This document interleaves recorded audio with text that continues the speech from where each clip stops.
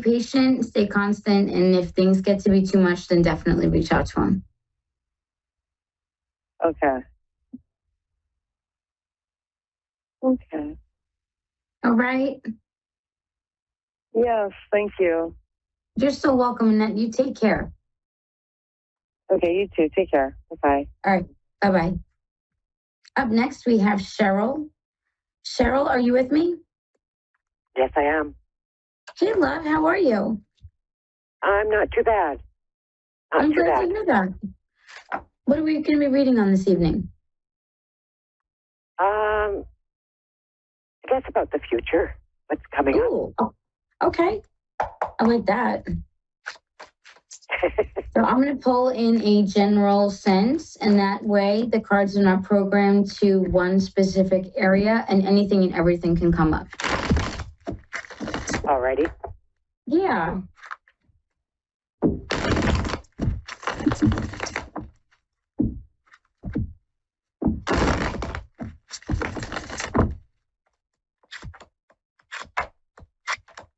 Definitely the start of a new chapter. Are you expecting like money or the start of like a financial opportunity? Just like the hundreds of millions of others praying for the lotto. No, this is the start of something. It may not have happened. Well, obviously, we're reading on future. So, but you got the Princess of Pentacles. The princess would be the equivalent to a page. Pages refer to the start or beginning of something new. It's going to be a decision you have to make. It's going to be the closing of one chapter and the beginning of another. I feel like that's going to lead you into an easier financial position. I'm not saying you're going to be a millionaire. I'm not saying it's going to be the lotto, though I'm not claiming those things because I believe there's power in words. So I would never say, oh, you know, as they say never say never. But even with the first card, you're positioning and trying to plan your future, you know, overall. Even, are you working? Right now, no, but okay. I'm on. Are you like okay? Then trying to figure out, especially like budget, how things are going to go, what direction things are going to move in, what pace they're going to move at. That I feel is going to be, if it's not already, a focus. So future focus, even now. The next card was the Death card. Now, when I say that, just hear me out, because I know the title can be a little daunting, and people like, and it's like, no, wait. It's actually my favorite card, or one of my favorite cards in the deck. And the reason being is because it represents the ending of one chapter and the birth of another. So that renewal, that fresh start, that like, oh wait, like things are looking up. That type of energy. That, like I said before, you're going to have to make a decision because you have the Two of Swords, and that's going to refer to, and it fell reversed. So instead of being indecisive, I feel like you're going to know exactly what direction you're going to want to move in, what you're going to want, what you're going to want your outcome to be, which I feel is a big thing as well. Followed by that Princess of Pentacles. The Pentacles is the money suit. That's why I asked about money right off the bat. Yeah. Okay. So you got a money card in your reading, which I thought was fantastic. You did. Yes, you did. So, and it wasn't just a money card, it was the money card. The only thing that would have been better was the ace. But with the ace, that's just unexpected. It could represent just once. The page, that could be an ongoing financial opportunity. So say even like part-time work or full-time, whatever you kind of, like I said, whatever direction you want to move in, it's going to be a want to. It's not going to be a have to. Does that make sense? Okay. Yes. Yeah. If anything, get excited. I pulled an extra card for you. So you have a total of 7 cards. First off, the 5th card was the 10 of Cups.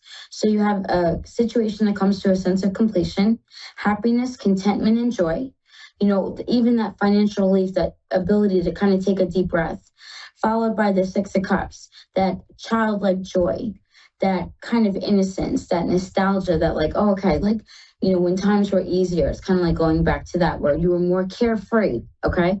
And then the final card was the Sun. That I always refer to as a power card. Reason being is because it just kind of refers to the ultimate. You not only got the sun, but remember earlier on in the reading, you also got that beautiful Ten of Cups. And Right. the sun card is essentially going to be the Ten of Cups on steroids. So you received both of, yes, that's the best way to describe it. It's a power card. I call it a power card because it just refers to the ultimate. Everything with the Ten of Cups, multiply it. Okay. And you receive both.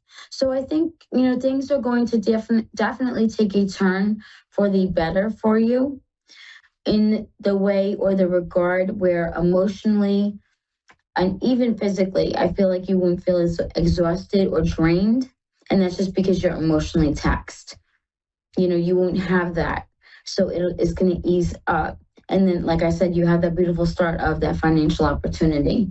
So definitely look forward to the future and the things that you have coming towards you. That's fabulous. Thank you, love. Yeah. I would suggest, timeline, love. I would say maybe up to the next 9-ish months. Okay. Yeah, so it's not going to be long. Even in the summer, because even we have the sun, that corresponds to the sign of Leo, that's July, August. I would even say by that time, you're going to feel and see a significant difference. It may not be all the way, but definitely a significant difference. That'd be fantastic. Yes. I'm looking forward to it. I'm so glad, my love. No problem. Thank you very, very much. Pleasure. You're so welcome. You're so welcome. Love, you take care, and I will talk to you soon. All right. Thank you. I appreciate No problem. No problem. Okay, bye-bye. Bye-bye. Oh, how sweet. Oh my gosh, guys, we're going to do one reading from a follower of mine. And this is going to go out to, of course, Rich. Hey, Rich. Hey, Laureline. I hope you guys are doing well tonight. I am going to pull in a general sense, love. Okay?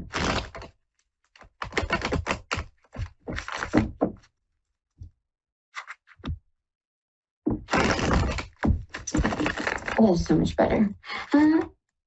Okay, so in regards to the first card, you have a gain. It was the Five of Pentacles and it fell reversed.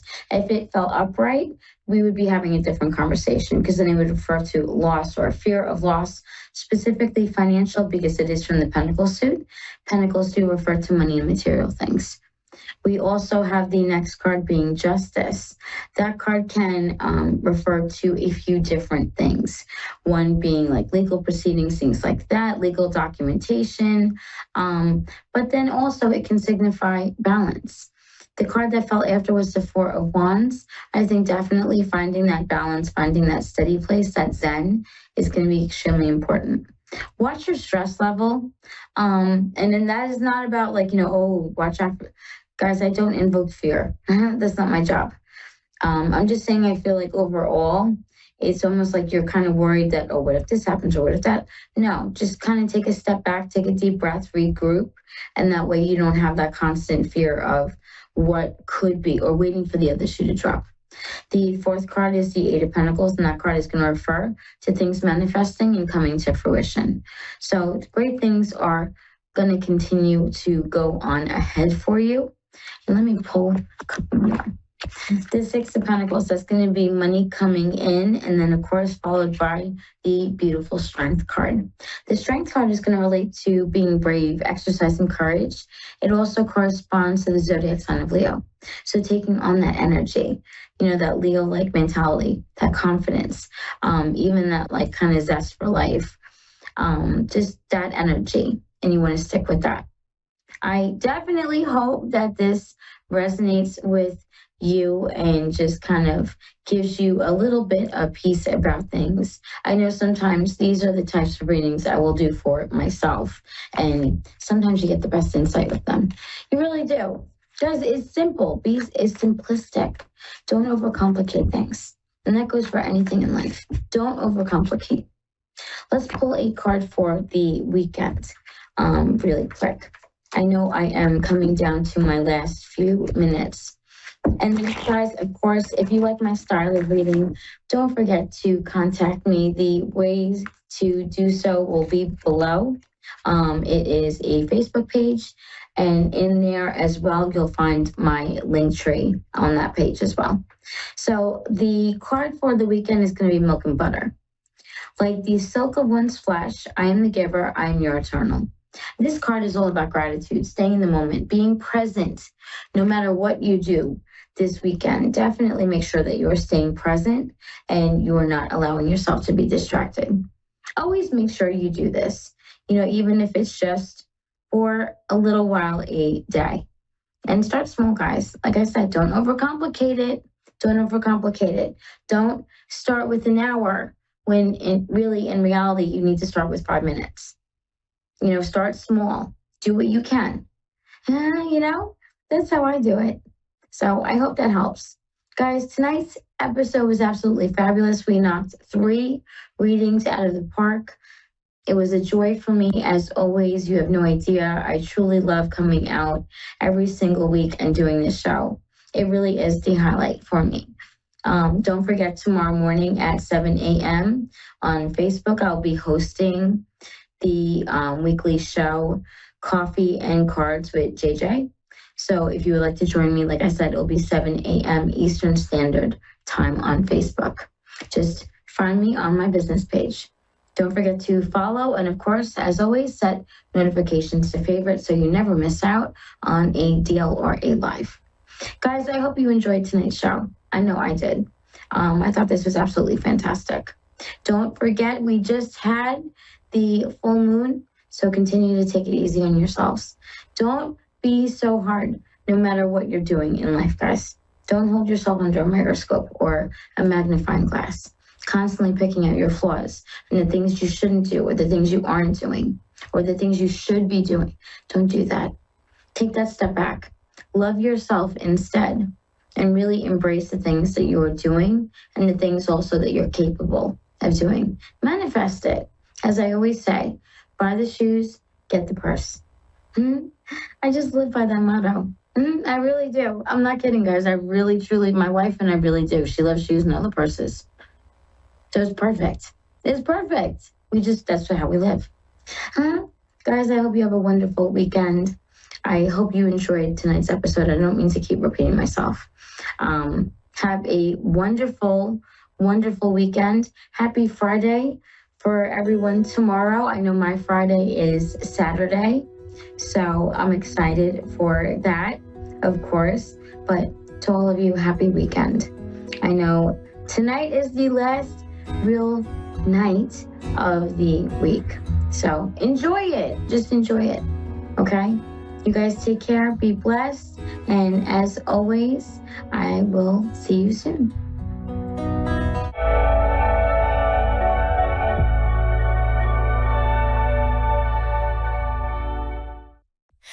In the silence of my soul, visions clear and spirits call. I embrace my sacred role, standing firm where others fall. Whispers from another plane guide me through the unseen art. In my heart they remain, filling every broken part. I rise, embraced by the unknown, on paths of light that I alone have flown. Gifts revealed in every tone. In this mystic space I've grown. Each message is a stepping stone. My spirit straight fully shown. In every bone I own my throne. Psychic medium fully grown. I'm a throne, a psychic medium fully grown. I rise, embraced by the unknown.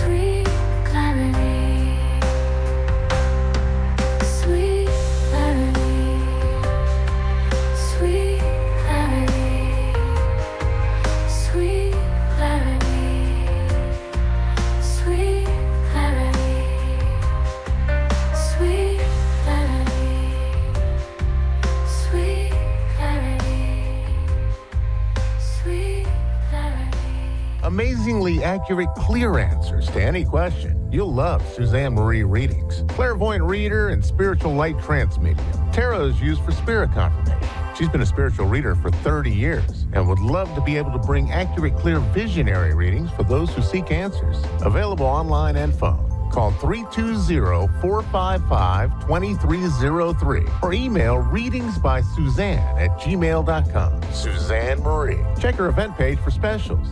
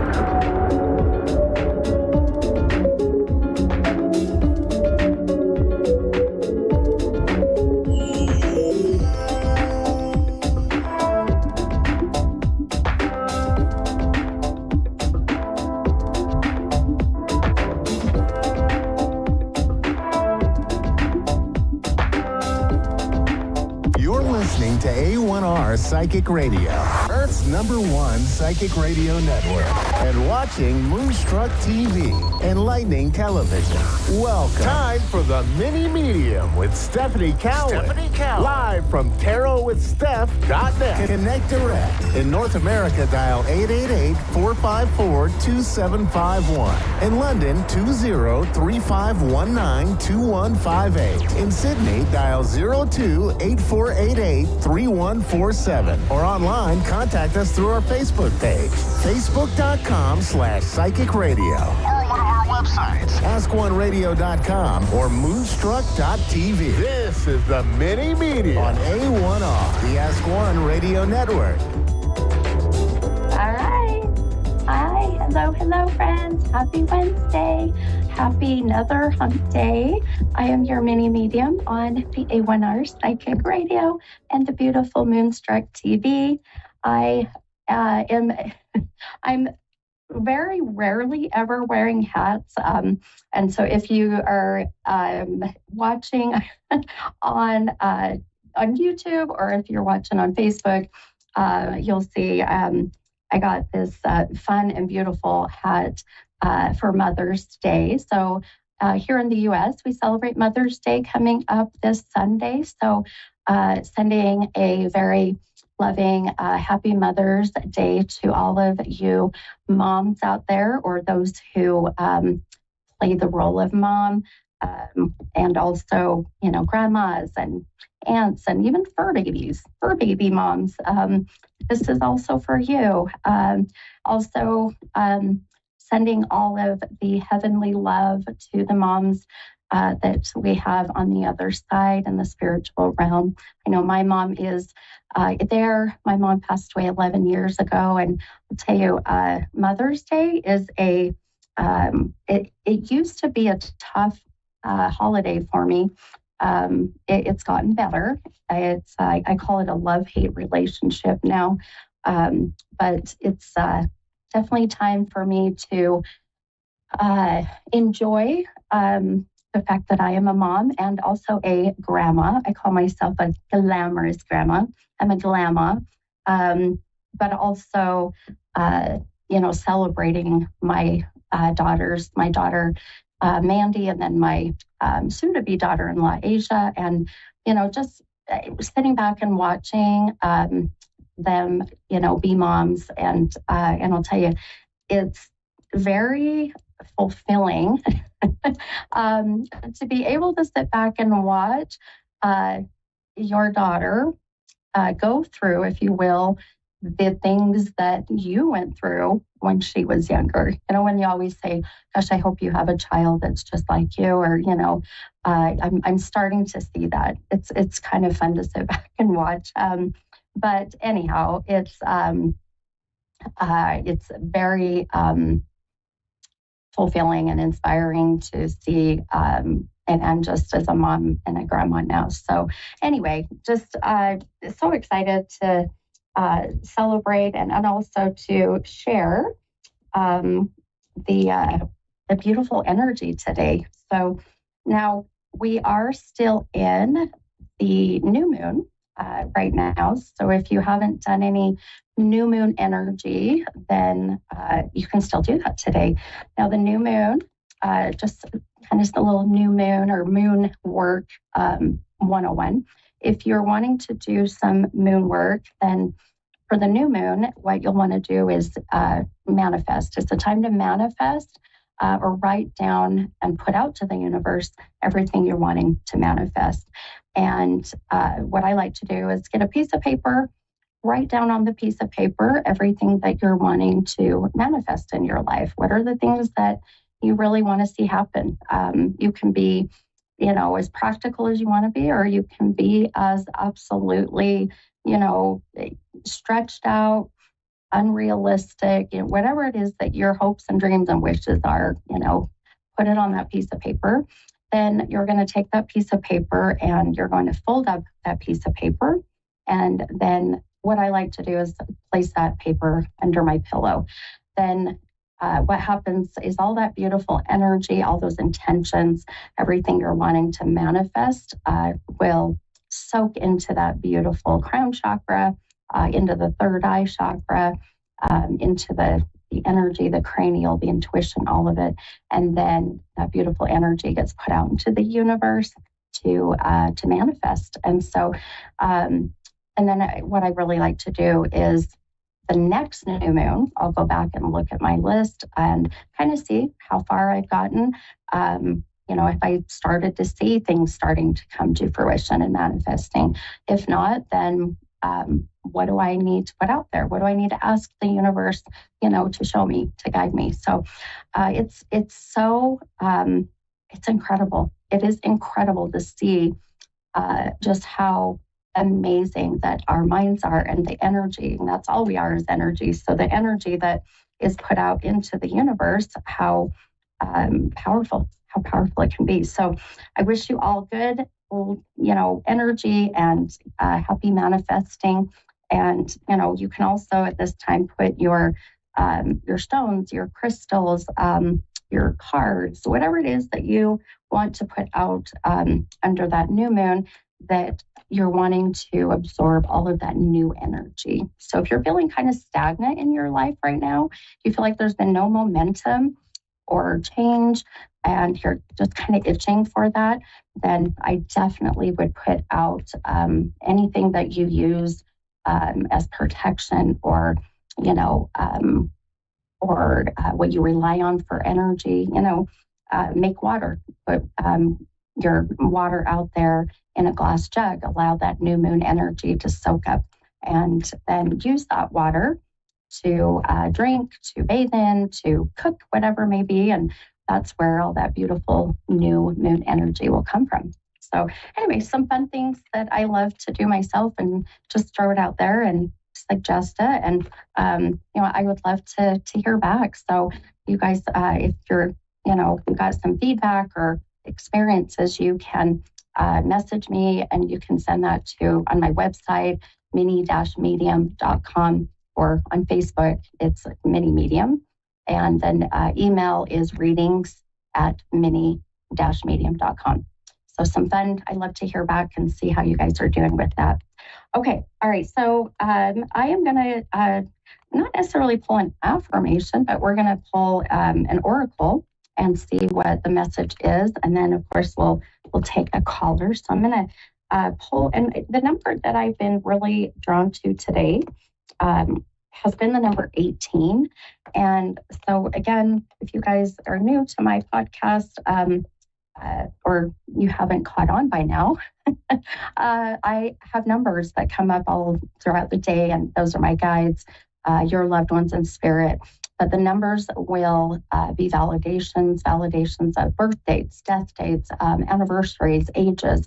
So the 18 is going to connect with one of those, and definitely felt the soul of this beautiful mother energy, which perfect timing for the fact that we've got Mother's Day coming. So eventually that, if not with my first caller, then sometime I'm hoping today or the next few days, that 18 will validate someone's loved one in spirit. So we'll see how that goes. But I'm going to count out the number 18. We've got 5, 6, 7, 8. I really try to be more prepared, I promise. But, I'm a Gemini. My air sign is just, hey, it's all good. We just go with the flow.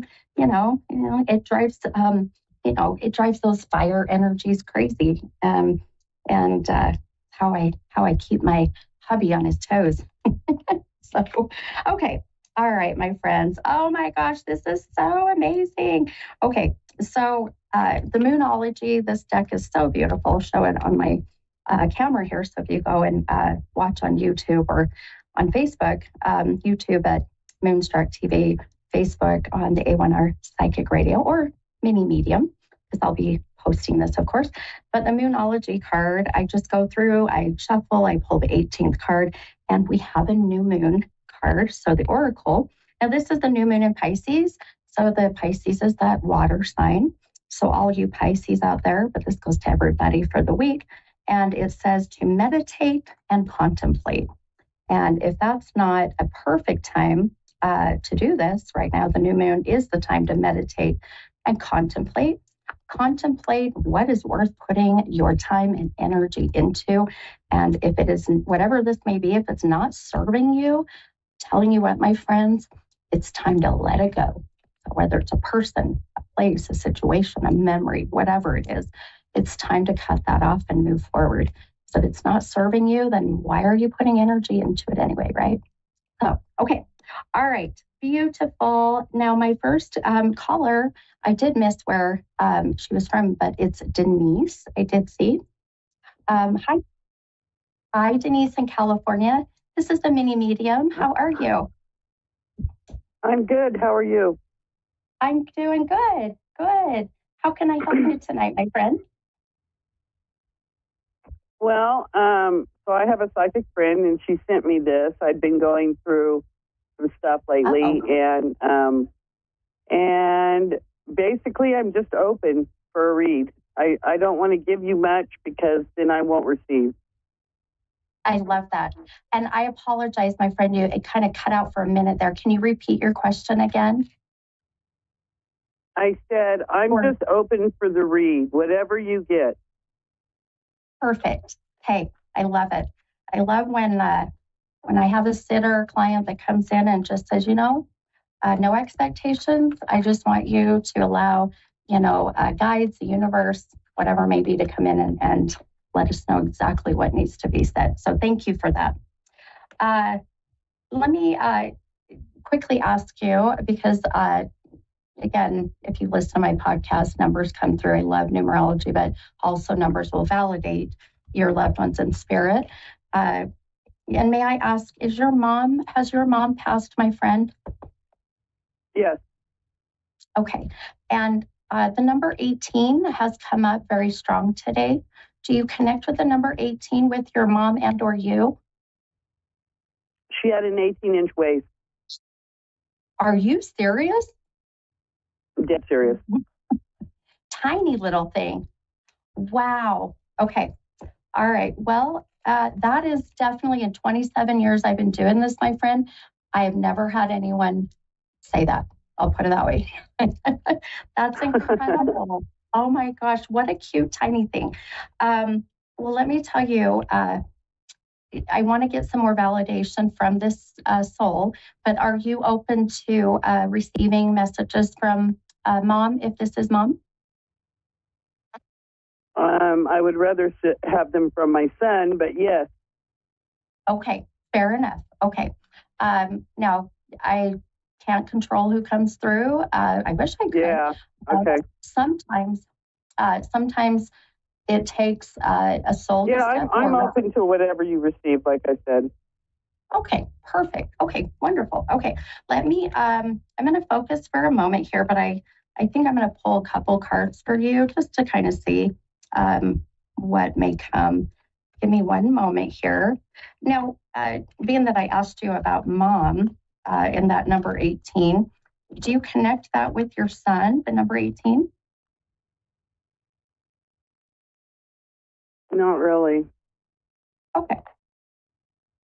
Just want to make sure that if that did connect with him, we could bring that in. And just be mindful that that 18 can be the 18th of a month, the year 2018, the age of 18. Oh, okay. And also January 8th. This is how numbers will come through for me. So just be mindful of that. Okay. All right, my friend, I thought, I'm going to pull a couple cards to see. Now, with my readings, I've always I use cards to really just give a nice visual validation of whatever my gifts are bringing. So I won't sit and read the tarot per se. Now, a couple of things. I'm going to show these cards on the camera, so if you go back and watch or anyone else does. The first card that I pulled for you is this 8 of Wands card, and this deck's beautiful, so I want to share it. And now this 8 of Wands card did come out of the deck reversed, upside down. So I'm going to kind of elaborate on that here in a moment. The second card is this 5 of Swords card, and that card came out right side up. So as I'm kind of looking at the cards and just some things coming through with mom, but also with you. Boy, my friend, this year that we're in right now, this year of the 8, we're in the year of karmic energy. And so I'm really going to focus on you for a moment. Your mom, if I am connecting with your mom, or if your mom has been with me and giving me that 18, I'm not getting a whole lot from her. There's a feeling, so it could be that this is not your mom, but I'll tell you, this karmic energy that we're going to experience this year, I want you to just be mindful of everything that you are saying, everything that you are thinking, feeling, and doing, because that gets put out into the universe. And then this year, it's coming back tenfold, meaning twice as much. Wow. Yeah, it's a very, it's going to be a very interesting year. Here, obviously, as you know, in the US, we're in an election year. It's a lot of changes are coming. And as I apply this to you and some things I see, this wand comes into play. Now, the wand is like have an imaginary kind of magic wand, and you really can use this to your advantage to get what you want, when you want, and how you want it. You got to be careful what you wish for, because sometimes our human side gets very selfish. We have immediate gratification, and then later on in life, it kind of comes back and bites you in the butt. So I want you to be mindful of you making decisions based on your emotions or feelings, because I want you to kind of just take a deep breath and be just calm for some time. Take some time to think about certain things, because you've got some changes coming this year, my friend, which is where the sword comes in, this 5 of sword. And that sword is where you are using this imaginary sword, and you're going to fight and defend and protect what's important to you, what you're passionate about, your dreams, your, goals, whatever it may be. Is that coming through like in a good sense, like tenfold it's coming forward? Yes, but that's going to, okay, great. That is going to be, yeah, because that's what's happening right now. Yes, and that's where I say it's all about your free will choice and the energy you're putting out there. Now, that tenfold can be not such greatness, but that's going to be in your court. That's going to be in your hands. If you're putting out negative energy and the what ifs and the oh my gosh, my life sucks, you're going to see that come back tenfold this year, right? But right. You've got some amazing new beginnings, new changes. And I really feel by August, boy, my friend, you've got this whole new, I want to say a whole new path. It's not necessarily new. It's going to feel new to you, because it's going to step you out of your comfort zone a little. And I don't want you to allow fear to get in the way. And fear it's my favorite acronym. It stands for false ego appearing real. If that dang ego gets in the way, my friend, and you, Denise, go, oh my gosh, whatever the ego's telling you, I'm too old for this. I can't do this right now. It's, our ego as women too, I'm not pretty enough. I'm not in shape enough, whatever it may be, that ego will literally paralyze your beautiful path. So please don't allow that ego to get in the way. Okay.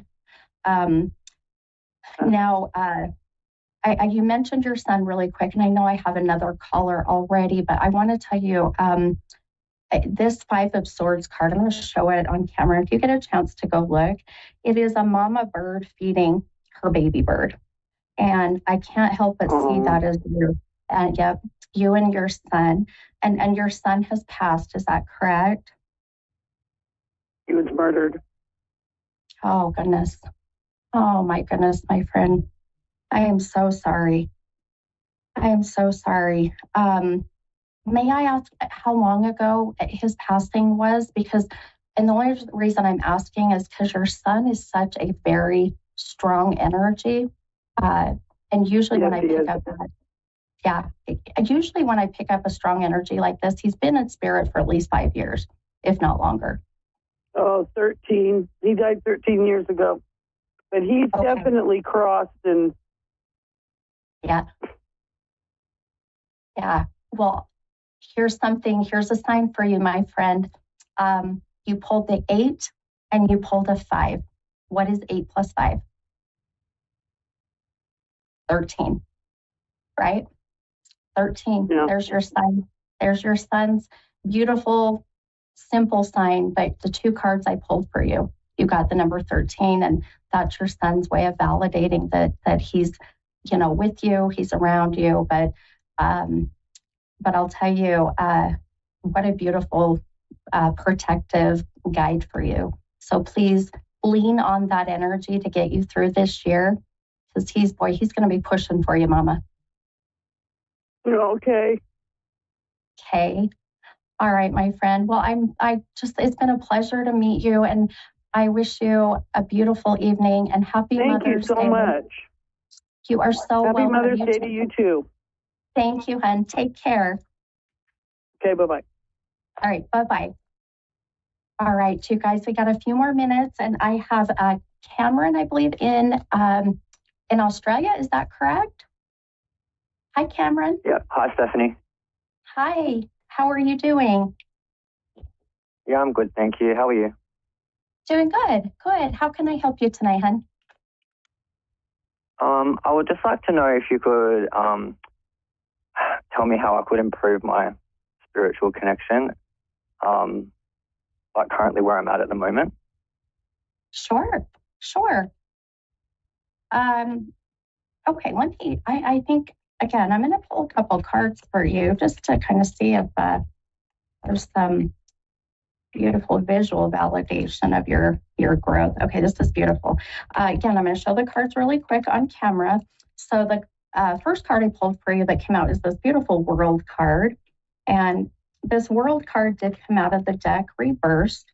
Now, that's really representing your shadow work. Are you familiar with shadow work? Yeah, I am. Yeah, okay, I thought so. And then your second card is this 8 of Cups card. So now here's what's beautiful for you, Cameron, and I love this. We are again, like I was saying earlier, we're in the year of the 8, and you pulled this 8 of Cups. This cup being right side up means that these cups are about to be filled, meaning your spiritual cup. And that karmic energy that you are putting out into the universe is going to be filling up those cups a whole lot faster. Now, the world card reversed for me as I'm connecting with you, that shadow work is for you. You have this very beautiful mind of just wanting to really learn it all. Yeah. Apply it all. And I'll tell you what, my friend, once you go down one rabbit hole in the spiritual world and the metaphysical and, all of that, it's just another rabbit hole and another. And I always say, the more I know, the more I realize I don't know. And it can just be so overwhelming and just so consuming. So I really want you to focus on one cup at a time, fill those cups up slowly, but make sure that you're being present in every cup that you're filling per se, so that you don't, number one, feel overwhelmed, and number two, you are really finding your purpose. I found that when I was starting to, open myself up to all of my gifts and all of the, the spiritual realm and the metaphysical and, quantum physics and all of this, and I thought, man, some of it, I just didn't have an interest. And the other stuff I did, the other stuff is where I needed to be and focus my energy. So that's what I want to see for you, is to really just take some time and focus on those. One thing I do feel that I love the energy coming from you. You have a very high vibration. Do you find that people are just drawn to you? They want to talk to you? Yeah, I do find that a lot. Yeah, it's beautiful. I love it. Your vibration is very high.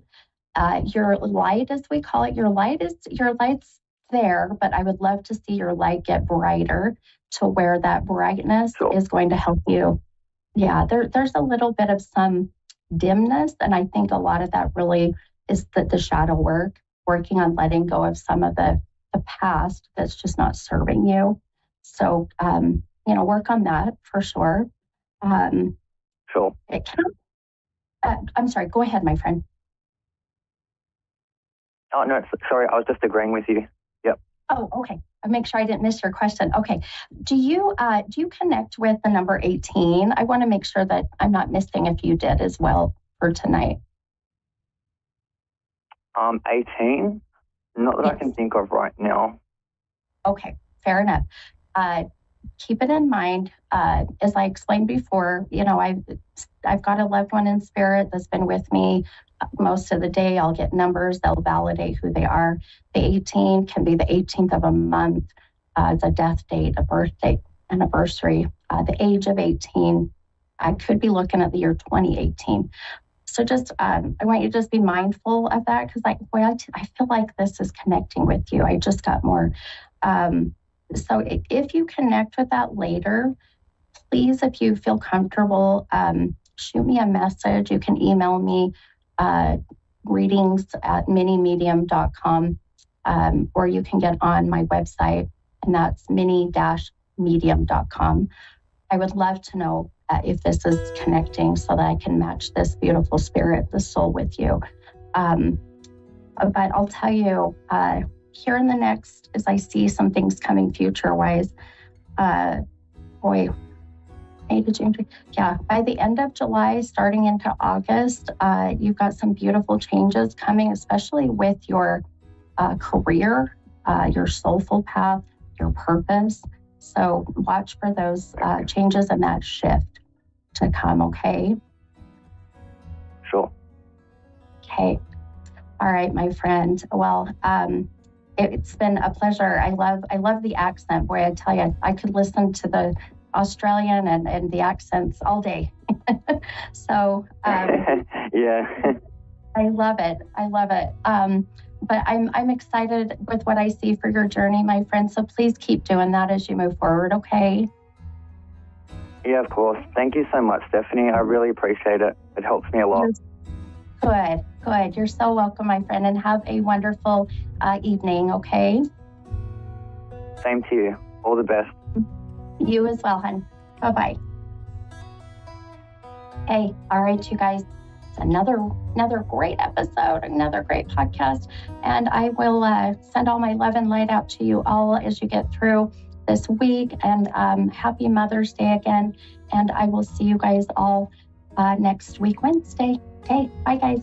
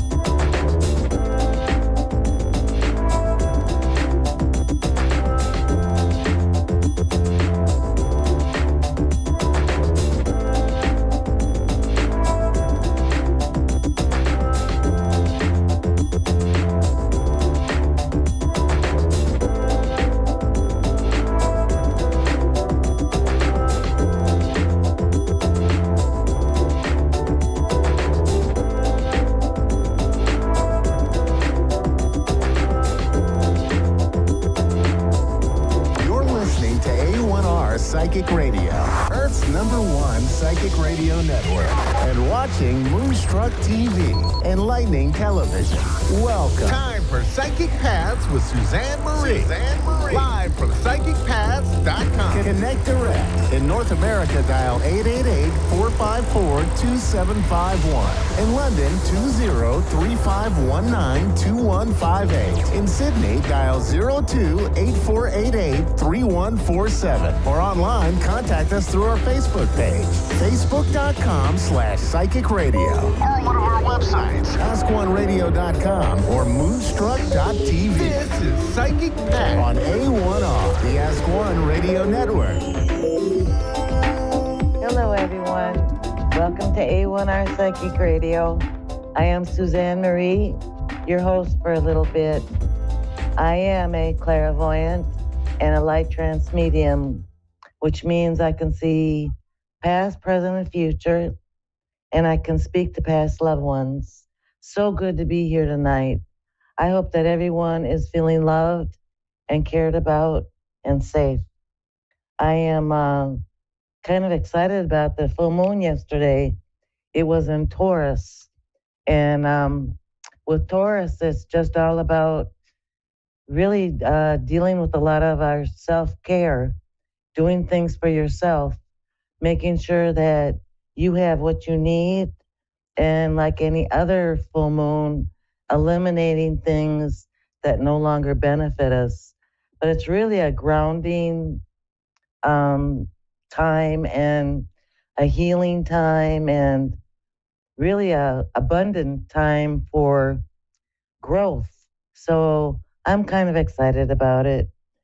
But yeah, so welcome, and I hope that you stay tuned for the rest of the shows tonight, because A1R and Moonstruck TV have one of the most wonderful readers. And what's more neat than a free reading? I have a little cold tonight, but I'm going to try to get through this. And you can reach me at Psychic Paths, like down there. And email me, let me know you've been on my website. On Google, I take messages from people, questions. So it's Psychic Paths right there. We have Beth from Richmond, Virginia. Hello. Hi. Hi, how are you tonight? I'm doing well, thanks. Good, good. What can I help with tonight? Well, I've just kind of had a lot going on. I've got a new job and a relationship that's kind of been up and down for several years, and just kind of going through some transitions and not, just general insecurities that go along with the transitions. So yeah, and life is like that right now for a lot of people. A lot of changes. Mm-hmm. Let me see what Spirit says.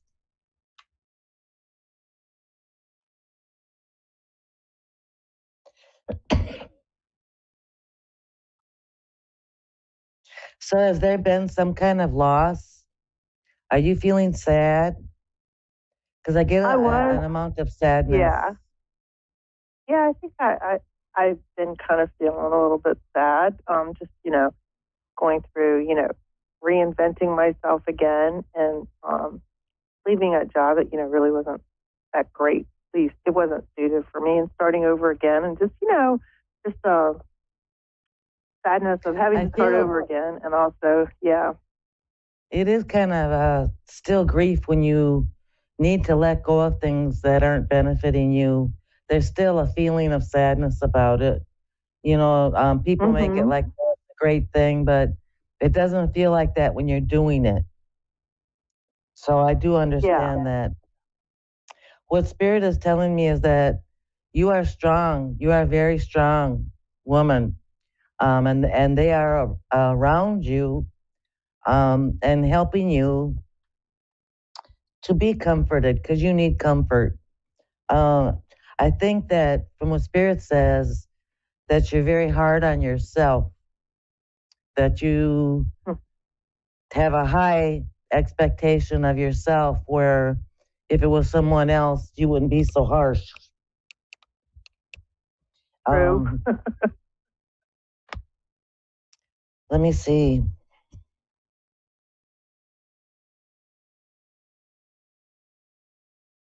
I feel like this has been a year of transition for you. Like this has been the year. Yeah. And I'm getting definitely. from spirit that you know it's growth. You know that you're, you know, just transitioning and blossoming. But it's still hard to change from a caterpillar to a butterfly. Yeah. So I'm seeing that your work will go well. Good. That's good.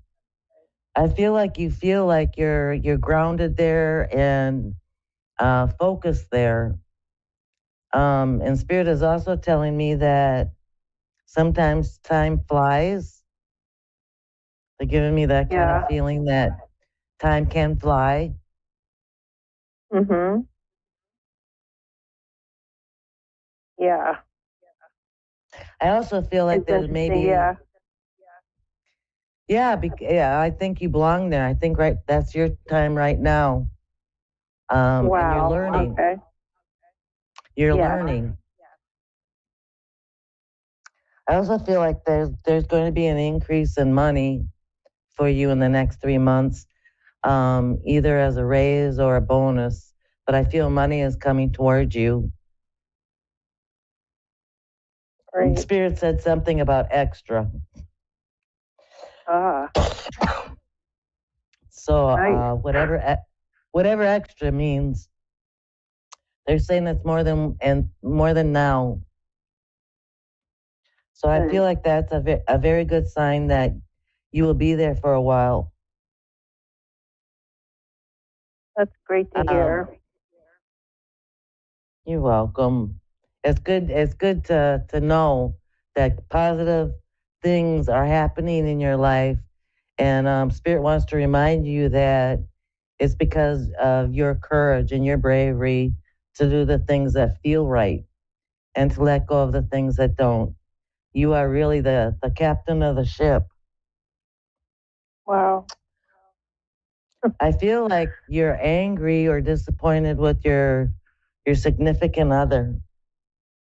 I feel more anger because I just feel like you bop them. Like,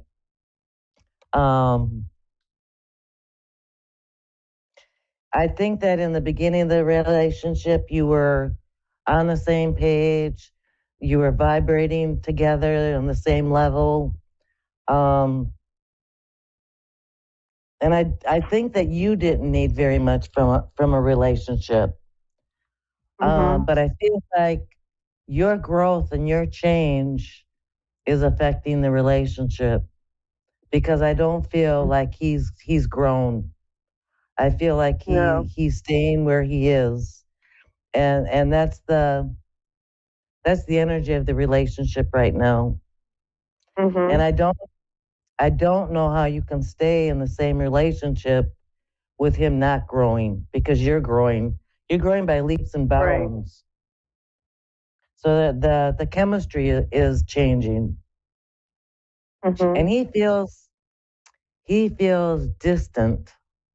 I feel a distance in him. So with that, I would say if you've outgrown him and you realize this, then you know what the decisions are. But Spirit is letting me know that your growth has something to do with that. And that's what happens in relations sometimes. If you don't grow with your spouse or your significant other, you run out of the same vibration. Yeah, he's a lot older than me. Yeah, that must mean too that he won't. You know, that he's kind of stuck where he is and comfortable with it. Yeah. Let me see. we fight about his ex a lot. Wow. Mm-hmm. Not bad fights, just, little arguments. And that energy shouldn't even be in a relationship. An Right. ex is an ex is Right. an ex. Mm-hmm. That's what I try and tell him. Spirit tells me that you're looking for something. Are you looking for something? Are you're looking for a fit? Am I looking for a what? It looks like you're got puzzle pieces in front of you, and you're looking for a fit, something that fits. Mm-hmm. Mm-hmm. Yeah. You have not had your soulmate, your twin flame yet, and you've had one soulmate, is what Spirit said. So you have 2 more soulmates to go through. If you fell in love with and click with the first soulmate, great. There's your life partner. And if you don't, there's a second one. And your twin flame is someone that you've gone through several different relations or lifetimes with, and you just click like half and half. I gotta let you go. Thank you. Okay. I'm being cut off. Thank you so very much. Oh, I got 2 minutes. Thank you so much for calling. I appreciate it, and I hope I've been of some help. You've been wonderful. Thank you so much. Have a great evening. Have a good. You too. Bye-bye. Thank you. Bye.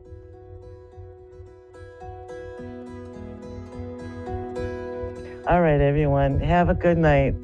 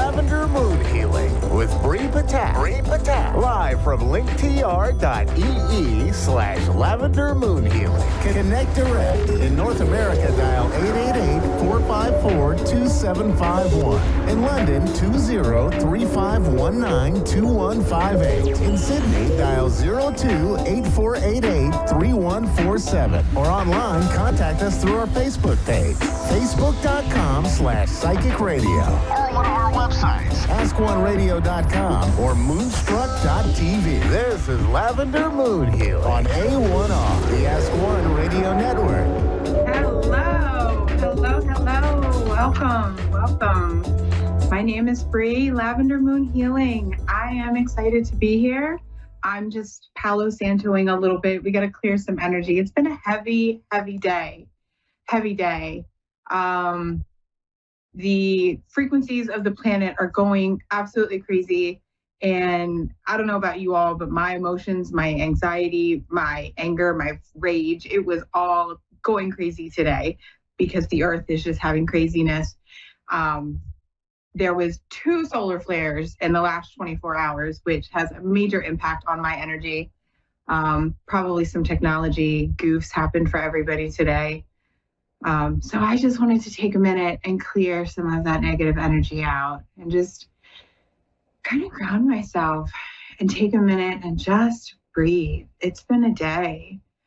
And I am hoping that you all are just taking a minute with me and just take a deep breath in and breathe out. Breathe out. Let's get all that negative energy out. Let's pass all that energy. We are ready. Do we have a caller? I am ready when you are. But while we are waiting to see if we have a caller joining us tonight, I just wanted to say, let's recognize the strength that we are all gaining right now in the equinox. The equinox is happening. We are in this change of seasons. We are building on all of the seeds that we have been planting. We are ready to cash in our checks of all the work that we've been doing all winter, all this healing that we've been doing the last couple of months of last year, the beginning of this year. It's been rough for everybody, but the equinox is here. We have new energy, we have new life, we have new growth, we have new beginnings for everything. And the abundance, as the flowers bloom and the leaves pop out, the abundance is just going to start to roll in, whether it's joy, whether it's money, whether it's time. Whatever you've been manifesting, it is coming. And I feel it for everyone. I feel this massive change coming. With the eclipse happening soon, it is an amazing time to shed all of the old that we've been holding on to. To take a chance or to take a look and really take in a deep inventory of ourselves and really shed what is no longer serving us. We're not taking that into this next season. We're not taking that into a season of growth. We're not letting things hold us back. We are growing and moving forward, and we are blossoming into beautiful beings, and we are awakening with the planet, and we are just becoming magnificent beings.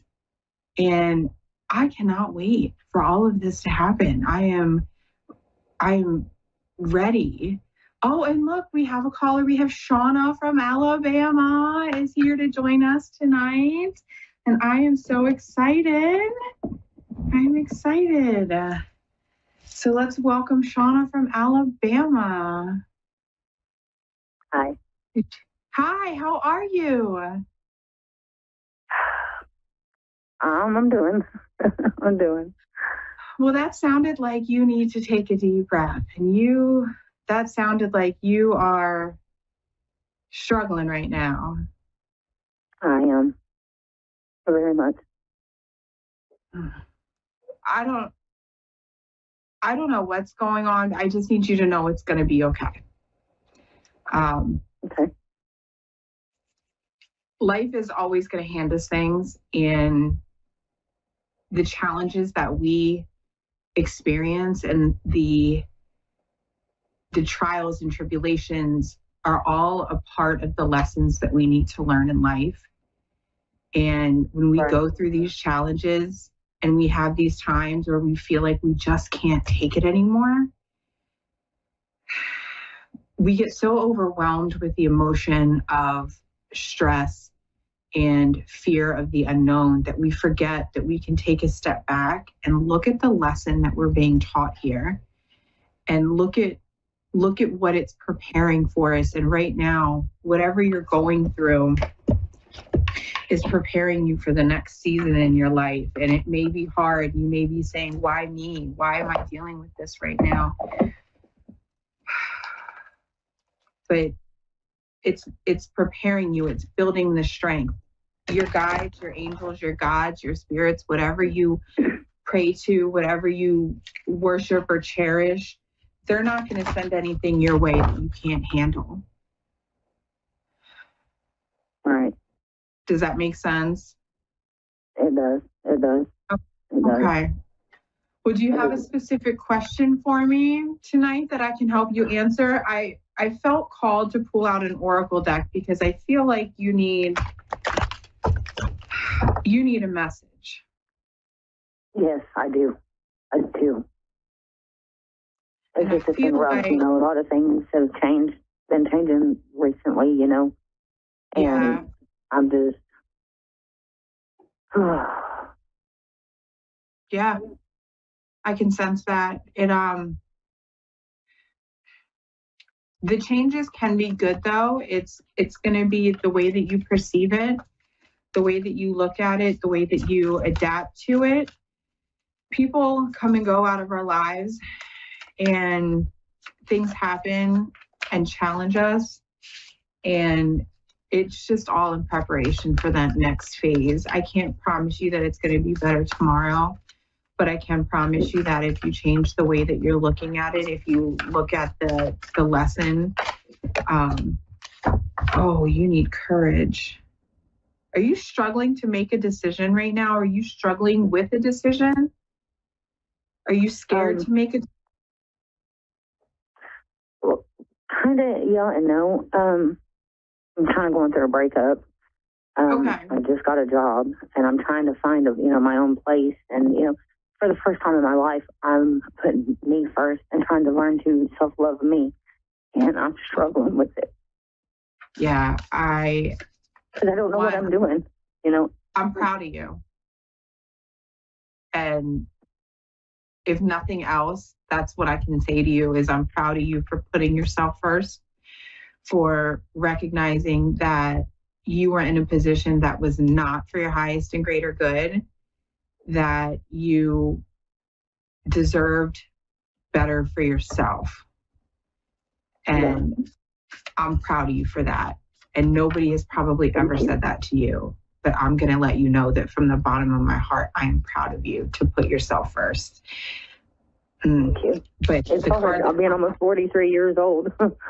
Ooh. It's never too late to start over. It is never too late to start over. And your life is just beginning. You have I'm 42 and I'm going through it myself, making these major life changes. Oh, you're in a period of growth. You're outgrowing this life that you had. You deserve more and you feel like you need more. Yes. And you're even more now that I'm feeling this as it's coming up. You need to look at these changes as lessons and show gratitude. I know that sounds really crazy, but by expressing that gratitude, makes sense, though. I'm sorry. What was that? I said it makes sense. Yeah.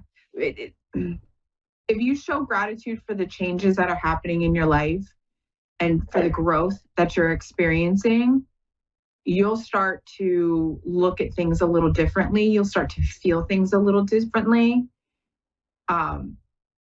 You'll start to really feel that positive energy that's coming out of the changes that are happening in your life right now. and the two cards that have popped out, one was the courage, and then 2 was the growth. And with courage, you gain growth, but through the growth, you gain the courage, and you'll wake up feeling empowered one day. It's just there's work that you have to do in order, like we've all got to do the work for the self-love, and self-love is, it's a doozy. Hard. It's hard when you go through a life of trauma, of letdowns, of disappointments. And taking care of everything hard. And everybody. Yes. And then. Yes. Yeah, it is. It's almost impossible to put yourself first. Yes. I don't know how. And that's what I'm struggling with, and because I'm just wanting to start doing stuff that makes me happy, like I don't remember what I like to do, or, if I still like to do the same things that I used to do, none of that, because I'm always, it's what does everybody else need? Yeah. But the biggest sign of courage that you can show right now is putting yourself first. And even if it's 5 minutes a day, the biggest advice that I can give you is, even if it's 5 minutes a day, spend it with yourself in silence, doing, in the bathroom, in a bath, take an extra 5-minute shower, do a quick 5-minute meditation. You deserve those 5 minutes to have to yourself. And I'm going to finish up here, and I'm going to let you know that you can do this. Give yourself those 5 minutes. Give yourself that grace every day, and write affirmations on your mirror. So when you look at yourself, you look at an affirmation that says, I am loved. I am worthy. I am worthy of the love that I deserve. And then repeat those to yourself, looking at yourself, eye contact, and really feel it with your emotion. And if you do that every day, your thought process is going to start to change. And it'll really help you in this transition that you're going through, okay? Okay, thank you. Well, thank you. I am so honored that you joined me tonight, and I do hope that I gave you a little bit of healing advice and a little bit of optimism. And I am so grateful that you joined me this evening.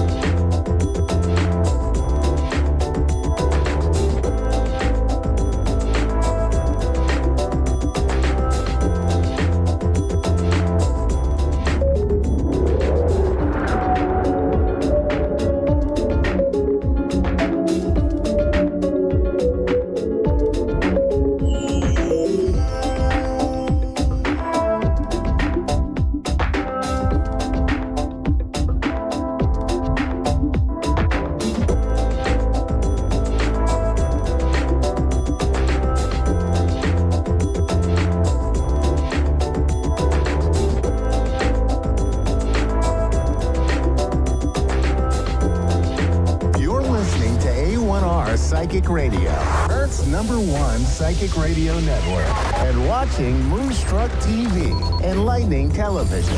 Welcome. Time for New York City Celebrity Psychic with Perry Lyons. Perry Lyons. Live from PerryLyons.com. Connect direct. In North America, dial 888-454-2751. In London, 20-3519-2158. In Sydney, dial 02-8488-3147. Or online, contact us through our Facebook page, facebook.com/psychic radio. Or one of our websites, AskOneRadio.com or Moonstruck.tv. This is New York City Celebrity Psychic on A1R, the Ask One Radio Network. Hello, darlings. Perry Lyons, New York City Celebrity Psychic, although currently I am in a hotel room in Westport, Connecticut. And all the trains were late. I would have put makeup on the train. I don't have any makeup on except lipstick, which feels like it's taking over the entire room. It's like red lipstick and the room.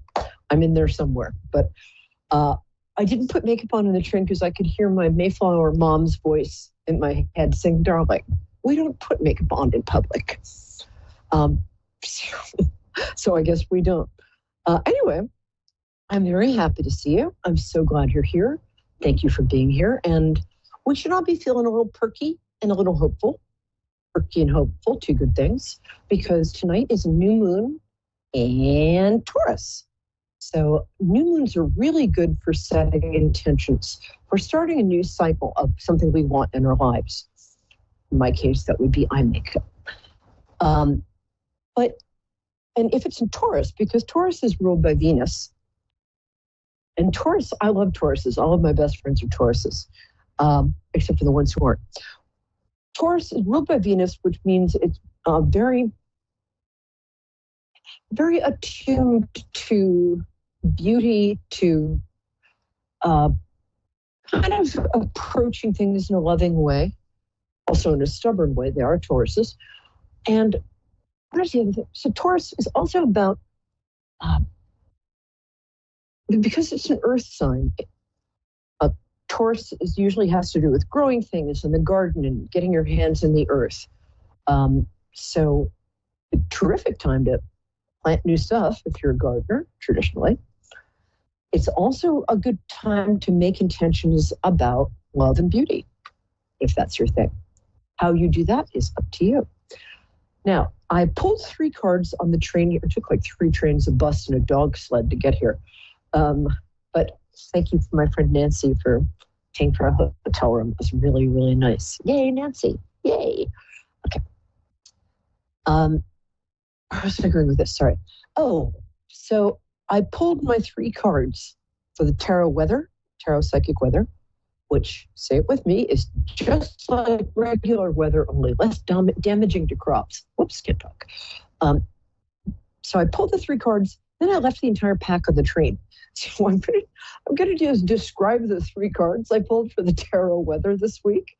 I hope you brought your imagination. And if you happen to be taking the Metro North train, if you get on it after Westport, you got a free deck of tarot cards. Brand new, all for you. All right, the first card that I picked for this week, and as we all know, the tarot weather starts today, goes for the next week. And the card I pulled for the first part of the week was the moon card. The moon card is interesting. It means a lot of different things. I'm kind of an old-fashioned reader. To me, the moon card often means that the truth is being hidden a bit in your life. So you're either maybe lying to yourself about something, or somebody else is kind of lying to you about something. The moon also has to do with, how can I put this? It's a very mysterious card, which is probably why I'm having a little trouble describing it. But if you get the moon card for this week, just be aware that somebody might be pulling a fast one in your immediate vicinity. They might either be fibbing about a situation. It could also mean that you're lying to yourself about a situation, but I don't know. This feels more like somebody around you's kind of pulling the wool over your eyes. Okay, the second card I picked. Oh, hi, Patricia. I'll be with you in 2 shakes of a lamb's tail. I said that because Thank you're you. from Kentucky. No problem. I love Kentucky. It's beautiful. Okay, second card, which is the weekend this week that I pulled, was the World card, which is interesting. The World card means essentially you doing something only you can do in a way only you can do it. So between the new moon cycle that just started and the intentions that you're setting, one of the intentions might be to pick something to do, whether it's in work or as a hobby or something that really lights you up. So sometimes we need to sort of rediscover excitement in our own lives.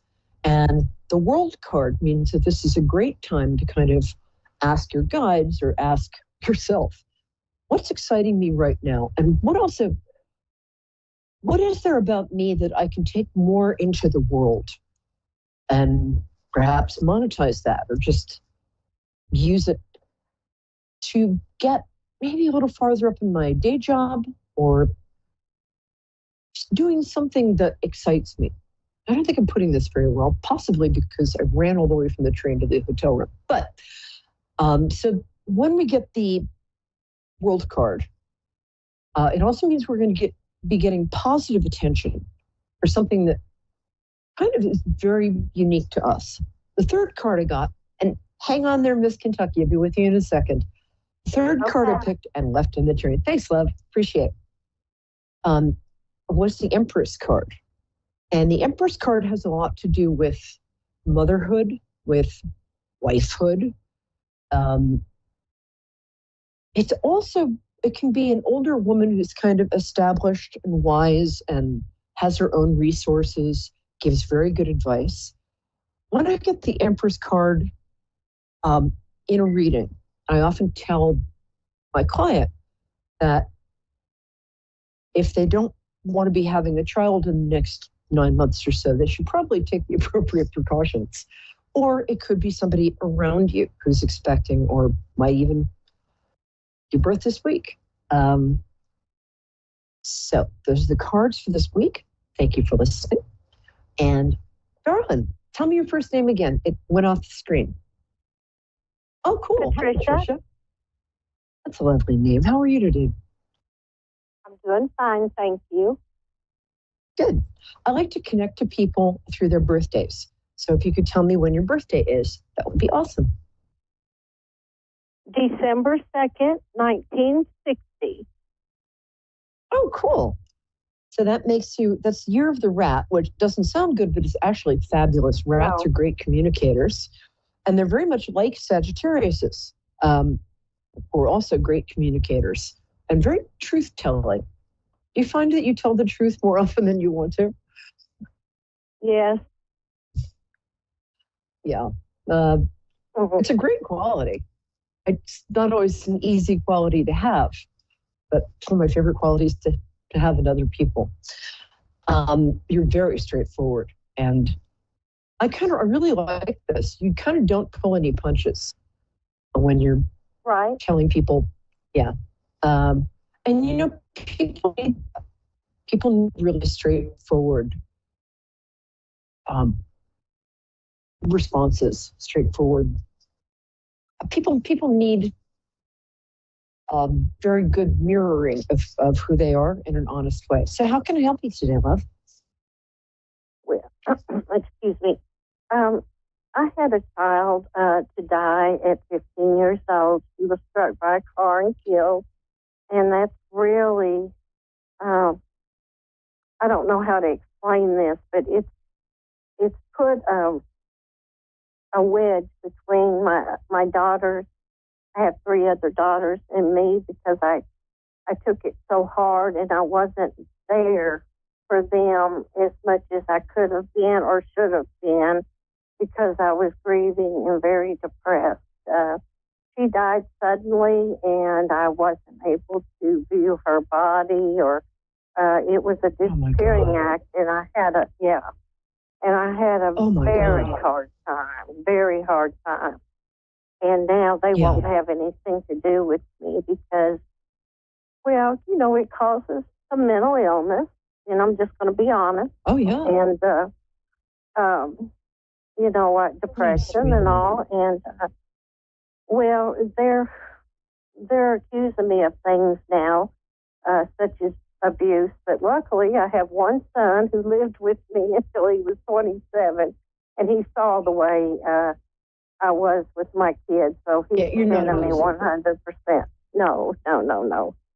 First of all, not to them. What I want to tell you is, I think that's the hardest thing any human being can go through on this planet. Having your child go before you. The friends of mine who have suffered that, it takes years to get over, if ever. It's been 30, and I will never get over it. Never. No, you don't get over it. And I'm so terribly sorry for your loss. Although I can I'm kind of getting a sense of who she is, and she's delightful, and she's very much like you. Delightful is right. She's so delightful. She's funny and almost elfin or fairy-like, or there's something very sparkly about her. She's really sweet. She had a beautiful name too. Mm-hmm. Kind of an old-fashioned first name. I don't know. It's your daughter. One I heard on a movie. Well, I don't know if it's an old thing or not. I heard it on a movie, and I just at the time I was very young, only 17, and I fell in love with the name. Do you mind if I ask what the name was? Are you getting anything at all? Yeah, that's first of all, I was trying to see. I'm getting a name. It's not Gwendolyn or Guinevere, but it's a very pretty old-fashioned name. So that's what I was asking. That's my niece's name, but and they did modeling together. But anyway, her name is Shauna. Oh, that's beautiful. Okay, and she passed 3 years ago? 30. Oh, golly.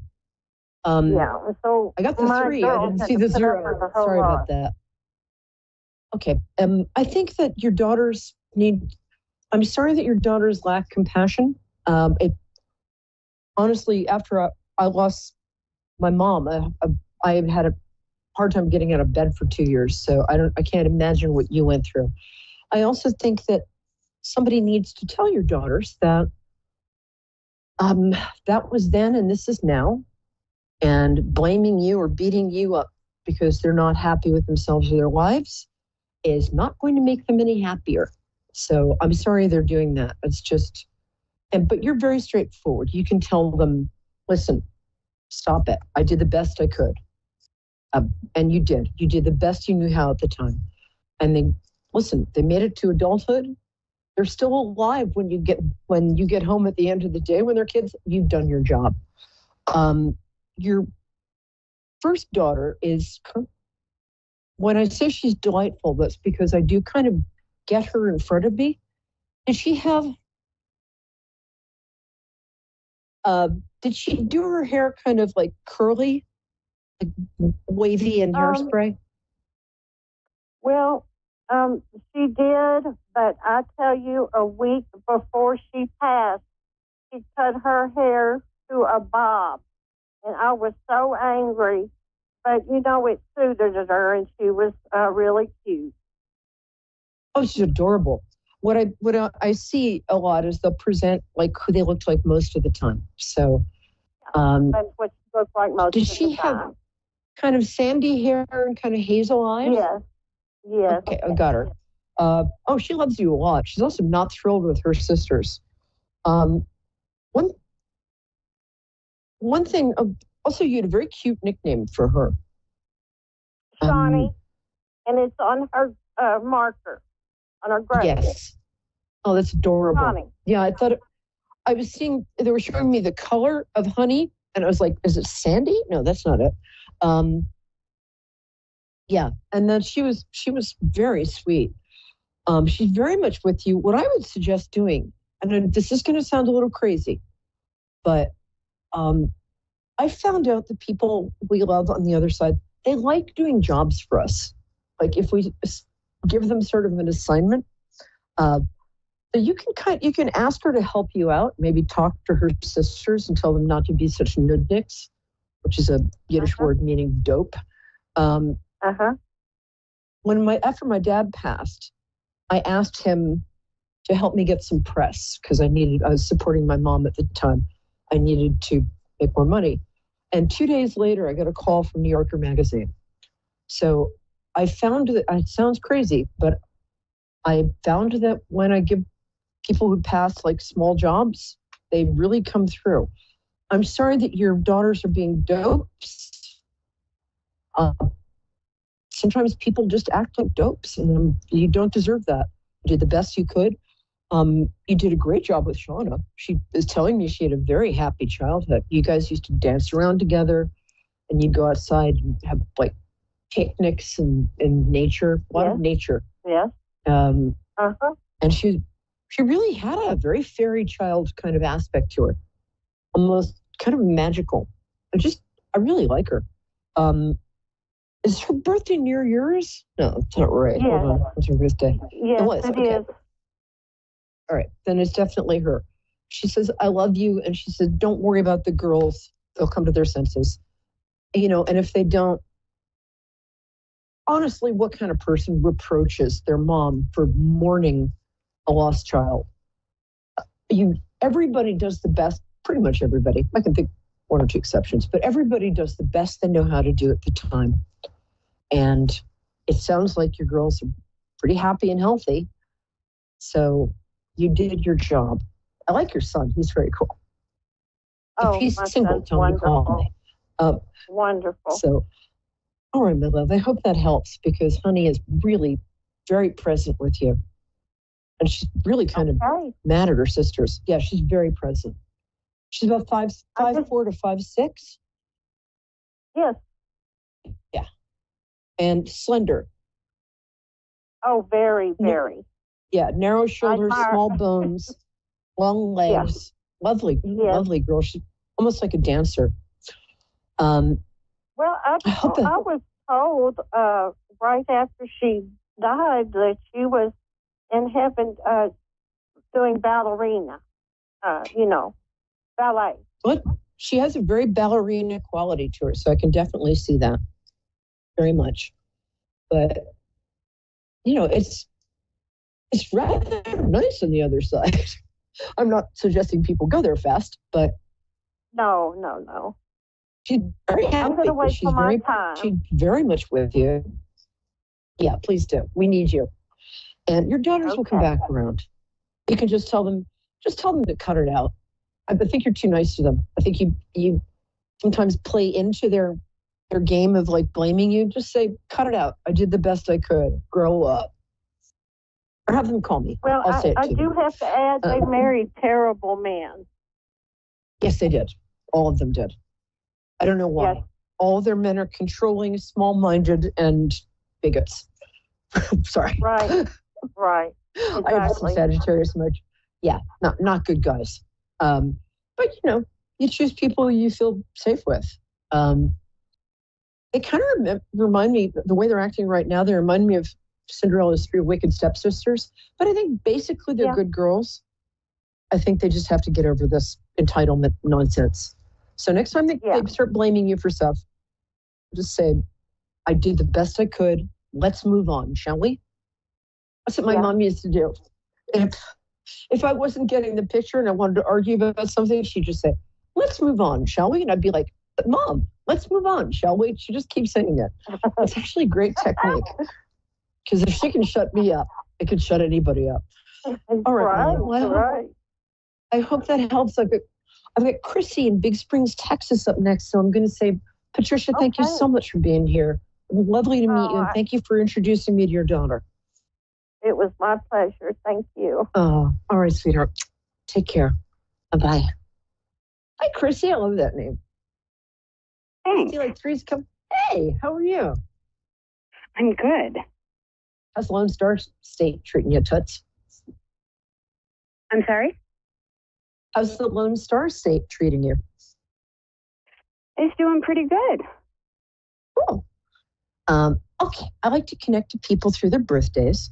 So if you don't mind telling me when your birthday is, and I'll zoom in on you. Do you need the year too? No, not if you don't want. Don't ask, don't tell. 5/18/75. 5/18? Oh, yes. That's ex-boyfriend's birthday, but I love you anyway. Oh, you look Taurus here. 18, by the way, is considered in Hebrew, it's high, the number of life. It's considered a very good luck day. So if you're born in the 18th, you're special.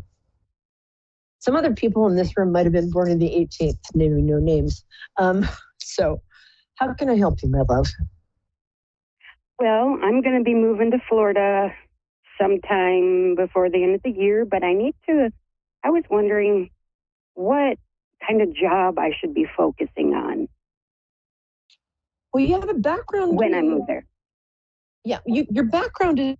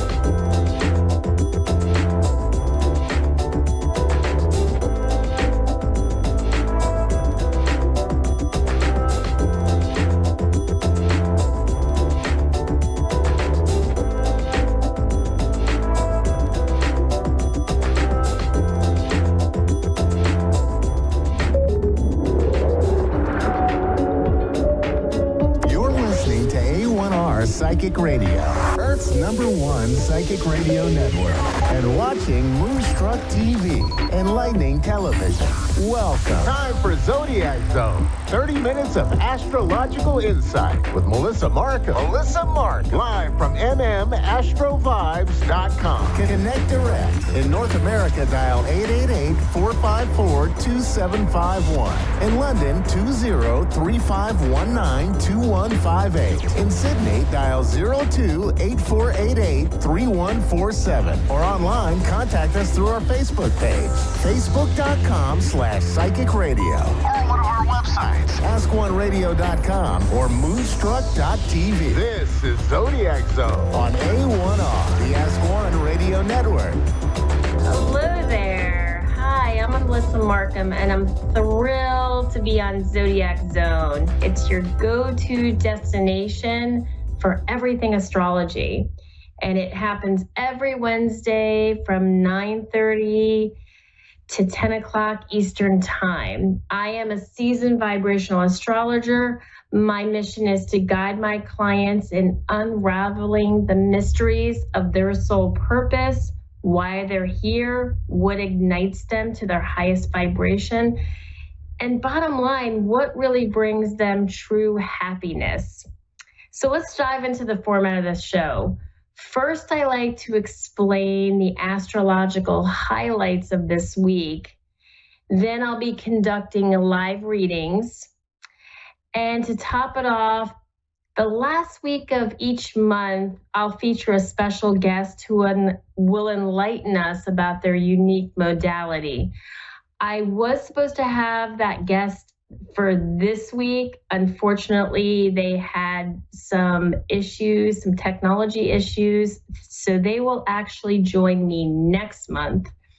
So sit tight, prepare for this enticing journey through the stars. Okay, so let's talk about this full moon in Scorpio. Oh my gosh, has it been making you guys tired? Are you like, what's going on with my life? Typically full moons are endings to things. And this full moon in Scorpio, I can't get that right, it's almost like looking under your carpet and clearing out the energy that doesn't work for you anymore. The things that are just kind of trickling up that you need to get rid of, and really about living your best life. Scorpio as an astrological sign is very transformational.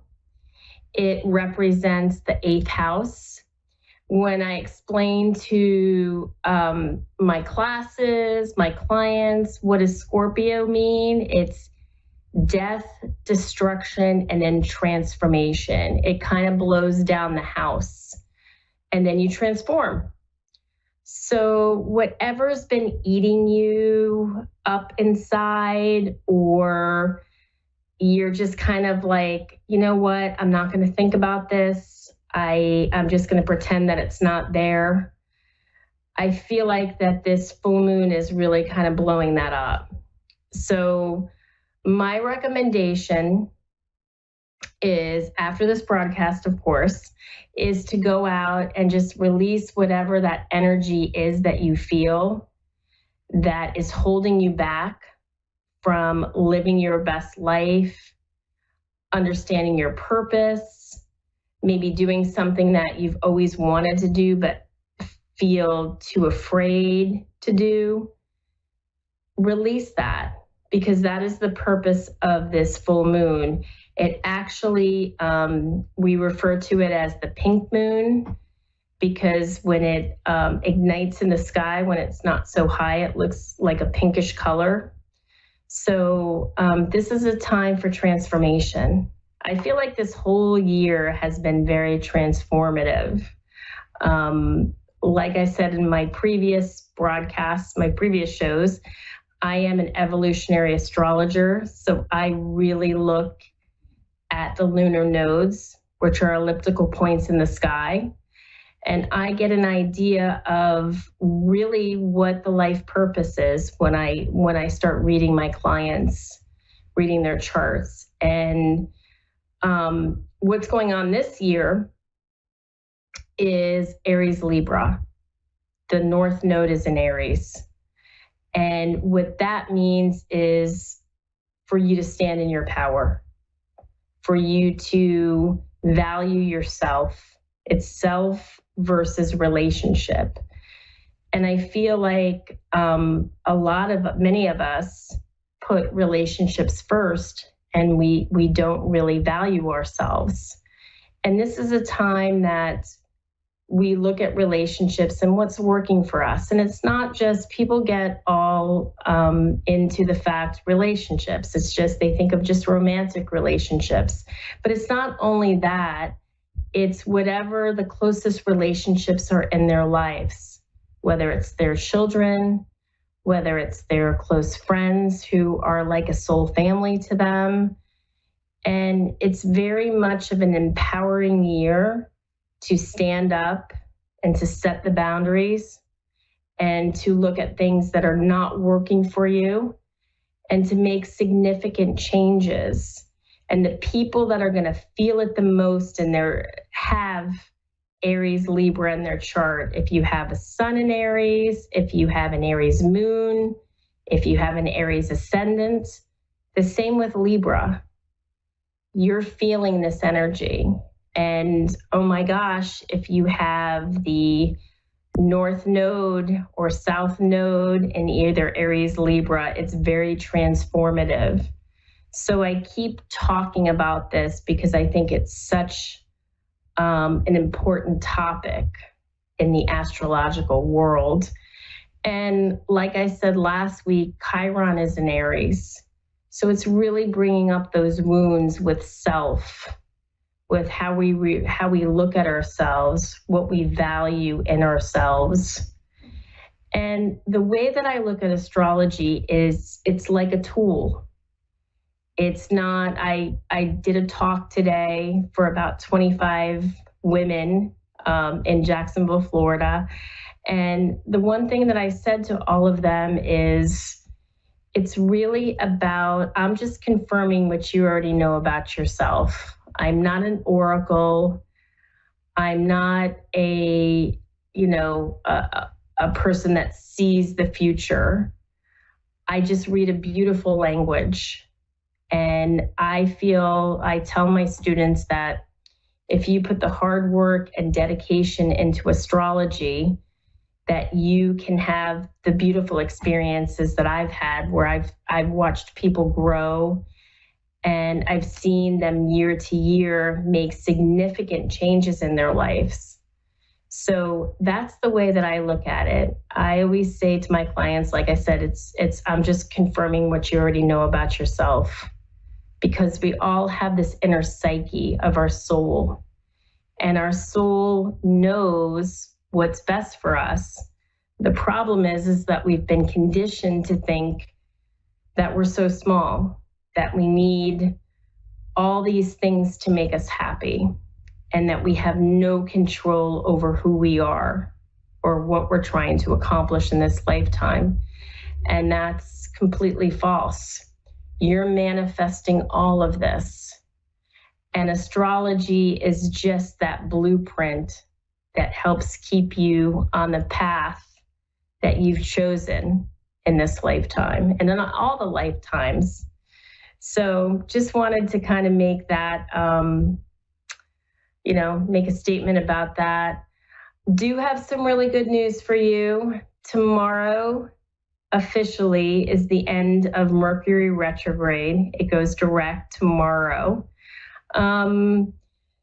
There is about a 2-week shadow period. So, but the nice thing is you're not gonna have all these headaches with technology or feel like your communication is getting mixed up. Maybe if you've been traveling, your travel plans aren't gonna get delayed. Although I think a lot of things post-COVID have it makes traveling not that much fun as far as the plane ride. Of course, when you get to your destination, that's a whole different story. But yeah, so I feel like we're at this precipice where things are happening for us right now. So yeah, but just wanted to kind of talk about some of the astrological things that are going on, and you know, what some of the ways you can combat this, because the way that I feel is that it's always about flowing with the energy, you know, and again, using astrology as a tool, not using it as the end all, you know, oh my gosh, this is what's going to happen to me, and, you know, panicking, looking at it as, hey, this is what I have to go through to get to where I need to get to. That's the way that I pretty much approach life. So, yeah, I just wanted to kind of make a point of that. But anyway, some other things that I feel that are coming up too, we're going to have a new moon next month, May 6th. It's going to be a new moon in Taurus. New moons in Taurus are new opportunities. If you're looking to build a business, great time to start a business, to build something. Taurus is about building things, and at a slower level. My joke is, have you ever tried to move a bull? No way. So it's really for building. Great time to start a business if you want to make money at it, as far as if it's something that you want to do for career, something that you want to do for like a passion. Next month, which is actually, I believe, next week, the week after, is a new moon in Taurus. So now's my time. I want to take some time to do some readings. And yeah, so, and the way that I want to kind of explain the way that I do these readings is, it's really about, like I said, I'm an evolutionary astrologer. So I'm going to look at your lunar nodes, which are the elliptical points in the sky. And I'm going to understand what your soul purpose is in this lifetime. The energy that you came in on, that is your south node. That is an energy that feels familiar to you, comfortable, but it's not necessarily, it doesn't excite you, or it doesn't put you on your highest vibration. The opposite energy is the north node. That is the energy that you're trying to get to. So when I look at people's charts, I look at their node placements, and then I look at Chiron, Chiron being the wounded healer. There's a whole story about Chiron in Greek mythology. And he was half man, half horse. He was considered a centaur, and he was immortal. So what happened was he had to consistently live in his wounds. And it wasn't until he was released from these wounds that he fully understood the meaning of life. So I feel like all of us subconsciously live in our wounds, because we don't even know that they're happening to us. We just know that, you know, we have some incidents that we feel uncomfortable. For example, Chiron in Gemini could be a person has trouble speaking up. Chiron in Capricorn, a person could have a fear of success because, back to Gemini, Gemini represents communication. So when Chiron is there, they have a wound in that. Capricorn represents career and reputation. When Chiron is there, they have a wound in that. They're afraid of that. So that's pretty much how I do my readings. I also, so we have our first person is Kelly from Cape Coral. Hi, Kelly. How are you? I'm doing great. How are you? Happy full moon night. Thank you. I'm doing very well. Thank you. Yeah, so I'm going to need, let's see, Kelly. I'm going to put my glasses on here. Okay. What is, hang on 2 seconds.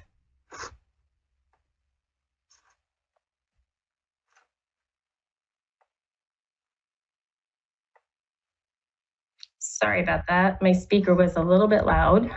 Okay. What is your birthday? Day, month, year? March 23rd, 1981. March 23rd, 1981. Okay. Okay. And what time were you born? 5:07 p.m. Okay. And what is the city and state you were born? Tulsa, Oklahoma. Tulsa. Okay. Alrighty.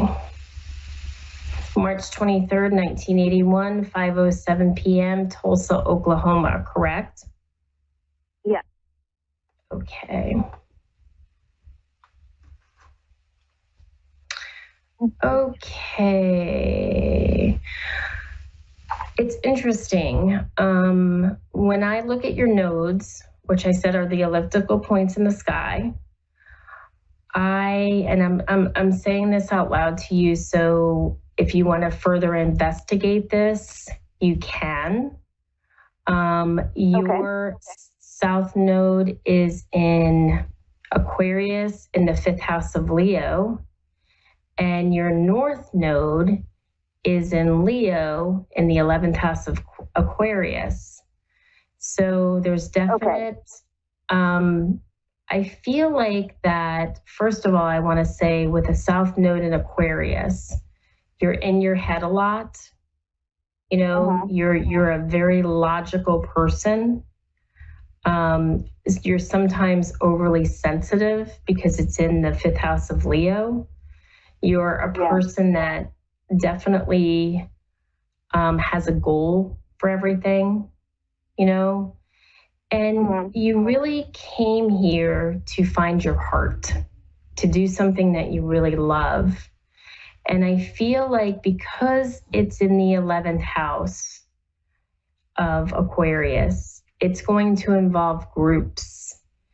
And it's going to involve, it's really about your hopes and your dreams in this lifetime. You know, they are big hopes and they are big dreams. And you have to really want to do it and love it. Does that resonate with you? Kind of. I feel like I'm just stuck right now and I don't have any goals. I feel like you need to look to your heart instead of the logic in your head, you know, because you could be saying to yourself, well, yeah, I mean, but does that make sense? And sometimes if we go with our heart, you know, that old adage, if we do what we love, the money will come, you know, really applies. Yeah. And I know that there's things stopping you because I feel like when you have, when I look at your Chiron is in Taurus and it's in the 8th house. So you probably are stuck and you probably have some self-worth issues, really believing in yourself and really going down deep with yourself and connecting with yourself on a soul level. That could be kind of holding you back and blocking you.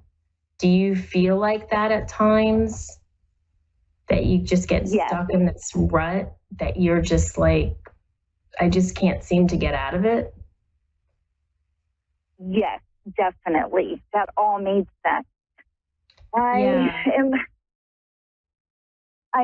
got my heart broken when I was younger, and I've had some trauma. I've built a wall around my heart. And I'm trying to break it down with like shadow work and stuff like that, but maybe I'm not going deep enough.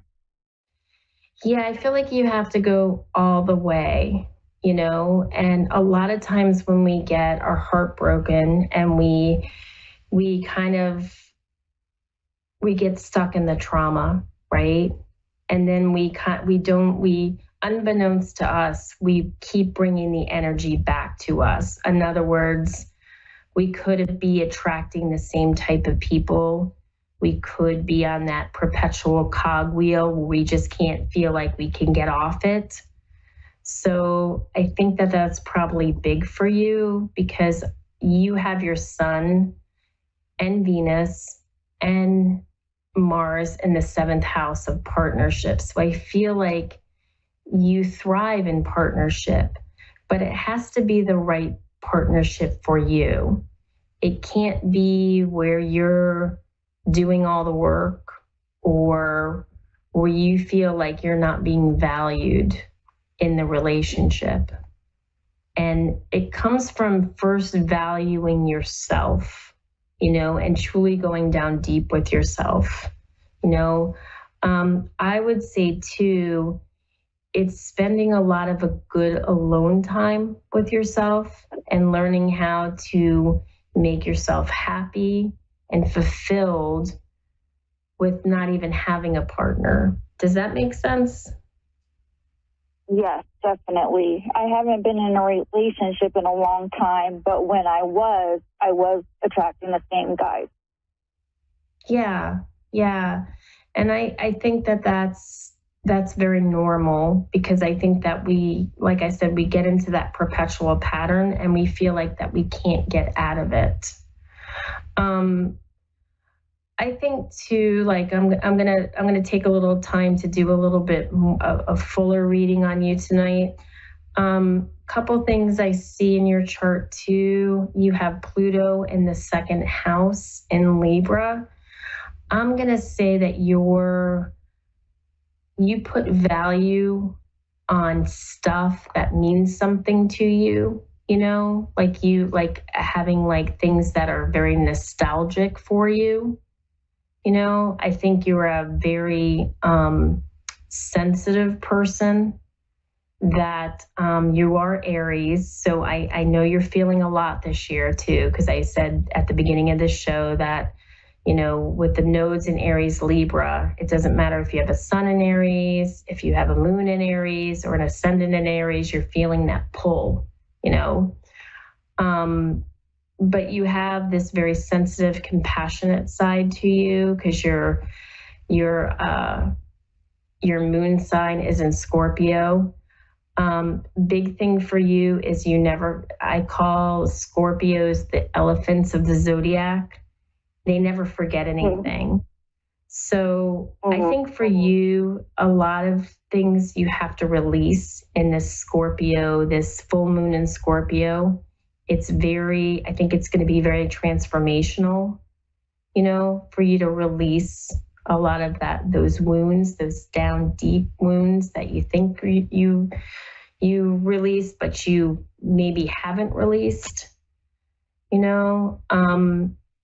I feel like you're very kind with your words. your Mercury's in Pisces, that you're a healer, you know, and you would be good in something like that because you have Mercury in the 6th house of health and healing. Also, 6th house represents job.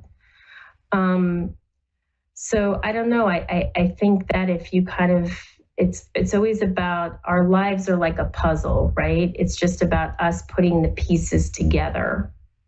So that's what I would recommend for you, and a very yep.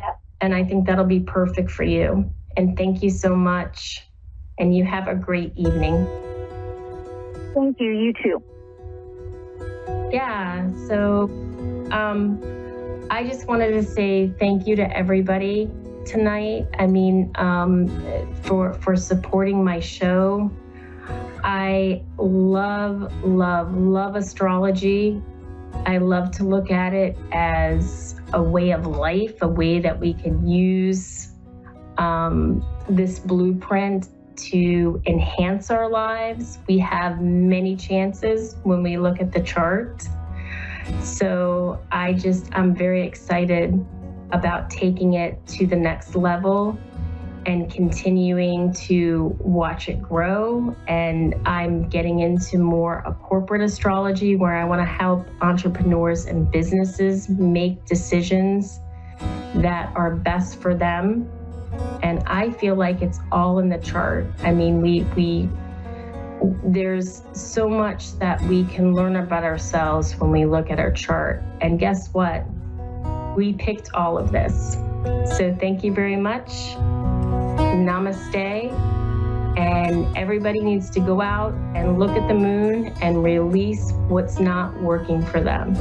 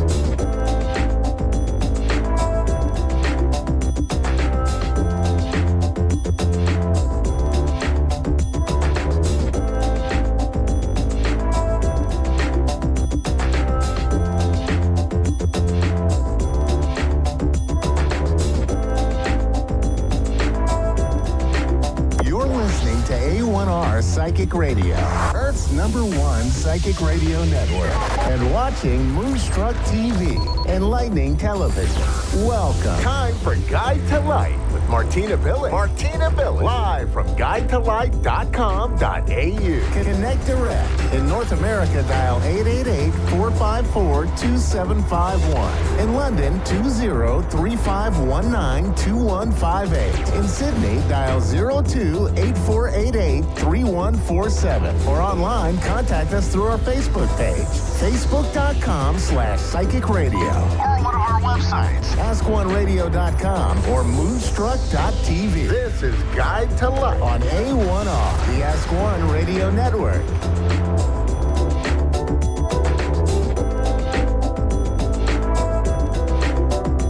Hello, everyone. Welcome to the Guide to Light show. I am Martina Billig, your psychic mentor. I'm so happy to have you with me. Now, today, I am going to be taking a caller, and up until that time, I might talk about a subject that has come up this week with a psychic group that I'm running, and that is angel numbers.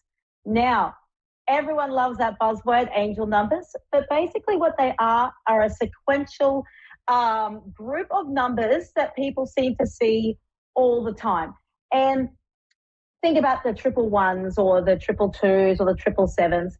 So a lot of people like to read into these as messages from their angels or from the universe. My belief is it is definitely messages from the spiritual realms or the energetic realms that are trying to get through to you. Sometimes they mean nothing more than just a wink from the universe to let you know you're on the right path. And that's a beautiful thing to know, that we are divinely supported always. Now, ways to read angel numbers. So a lot of people like to use the numerological meanings. So 1 being beginnings, 2 collaboration, relationships, 3 creativity, 4 stability and security, 5 conflict and change, 6 harmony, 7 spirituality, 8 abundance and prosperity, 9 is reaching a peak, and 10 being a finished one. But we've got 11, which is a mystical number. So they like to use the number 11 as its own number, not like 1 and 1 and adding it to 2. When you do see these numbers, there's another way I like to read. So I chop and change when I'm getting numbers from my clients, because I always ask them, what numbers have you been seeing lately? Because there's always truth in numbers. And I like to associate different numbers with different things going on in my life. So for example, if you see the number 4 all the time, it might be asking you to focus on your family if you have a family of 4. If you're seeing 2 all the time, it might be something to do with focusing on your relationships with your partner.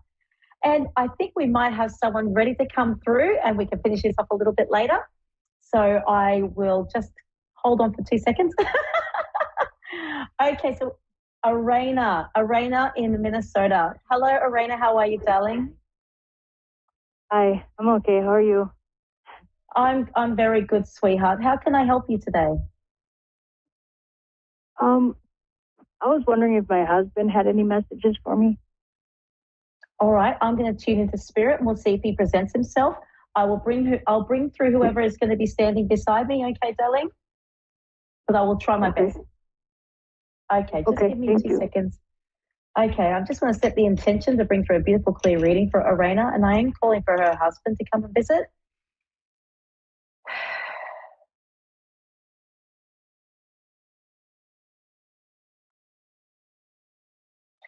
Arena, I do have a gentleman to my left. Okay, now this gentleman has a thick mustache. He's presenting in his late 60s. He's got salt and pepper, like a white and black hair, or like grey hair, and he's got slightly tanned skin. Would you understand this gentleman? Yes, that could be my dad or him. Okay. Is it younger or older? Well, he's presenting about 65, but his mustache is still quite dark, even though his hair is grey. Yeah, that's my dad. Okay. Well, he's pushed in. So would you mind if I brought him through? Oh, no, that's fine. No? Okay, darling. All right. Okay. All right. I'm just going to tune into this gentleman.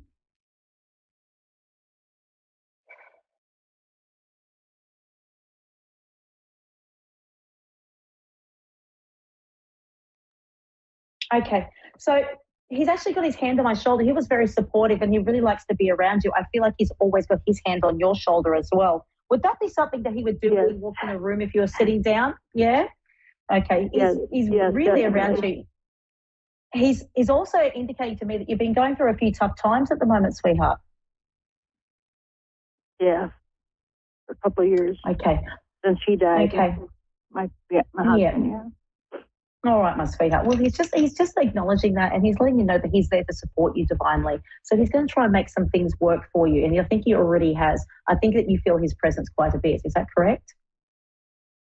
No, I haven't, but I feel like I was told that, that I'm breathing too hard, and I'm not, and that's why I'm trying to, for him and my husband, and I just, I'm trying, I understand. And grief is something that we cannot rush. It is something we just simply have to experience. And when our souls are ready, then it will pass.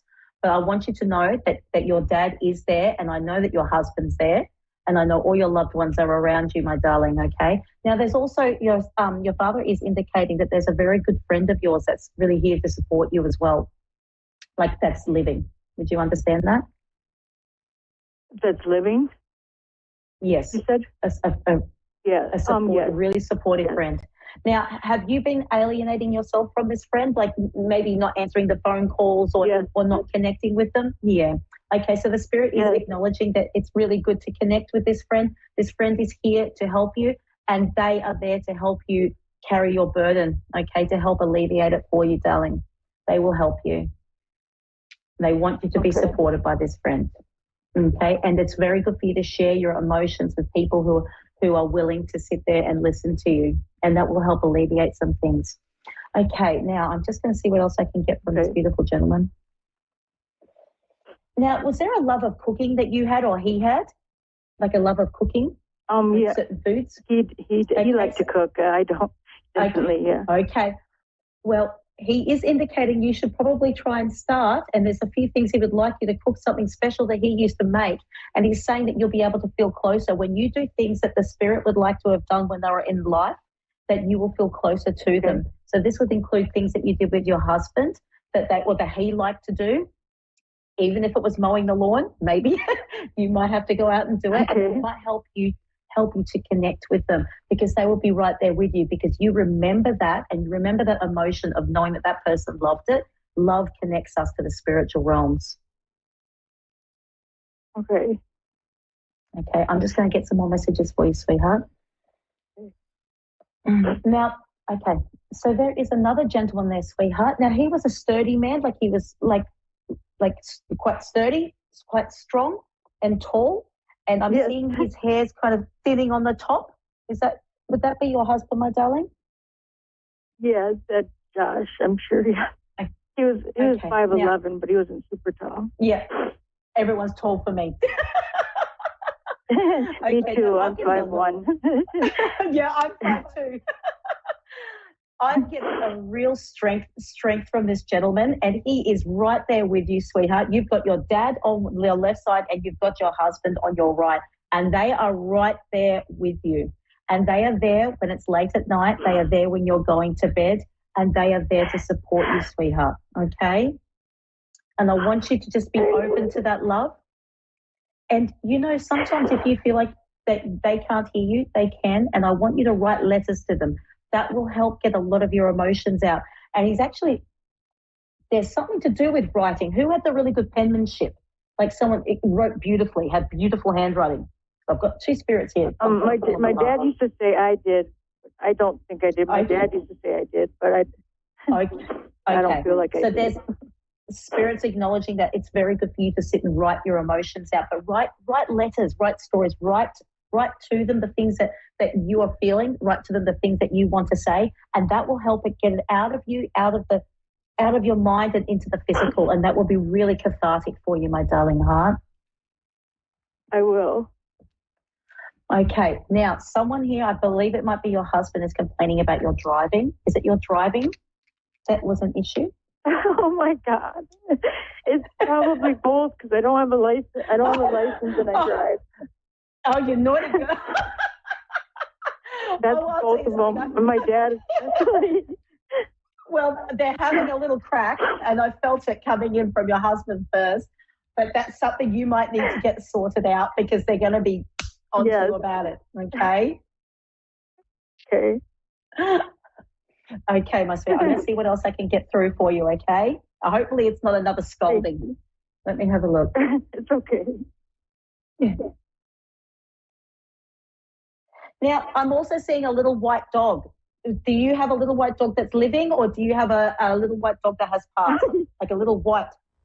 We have a little pit bull, but she's not a puppy, but she loves my husband. Like it was like she loved him so much, and yeah, that's okay.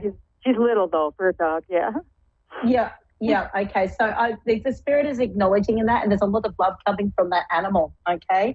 Now, when we receive love from animals, whether they're in spirit or whether they are alive, it is just pure, unadulterated, unconditional love. And this is, I think, what they're facilitating here. They are sending you this love.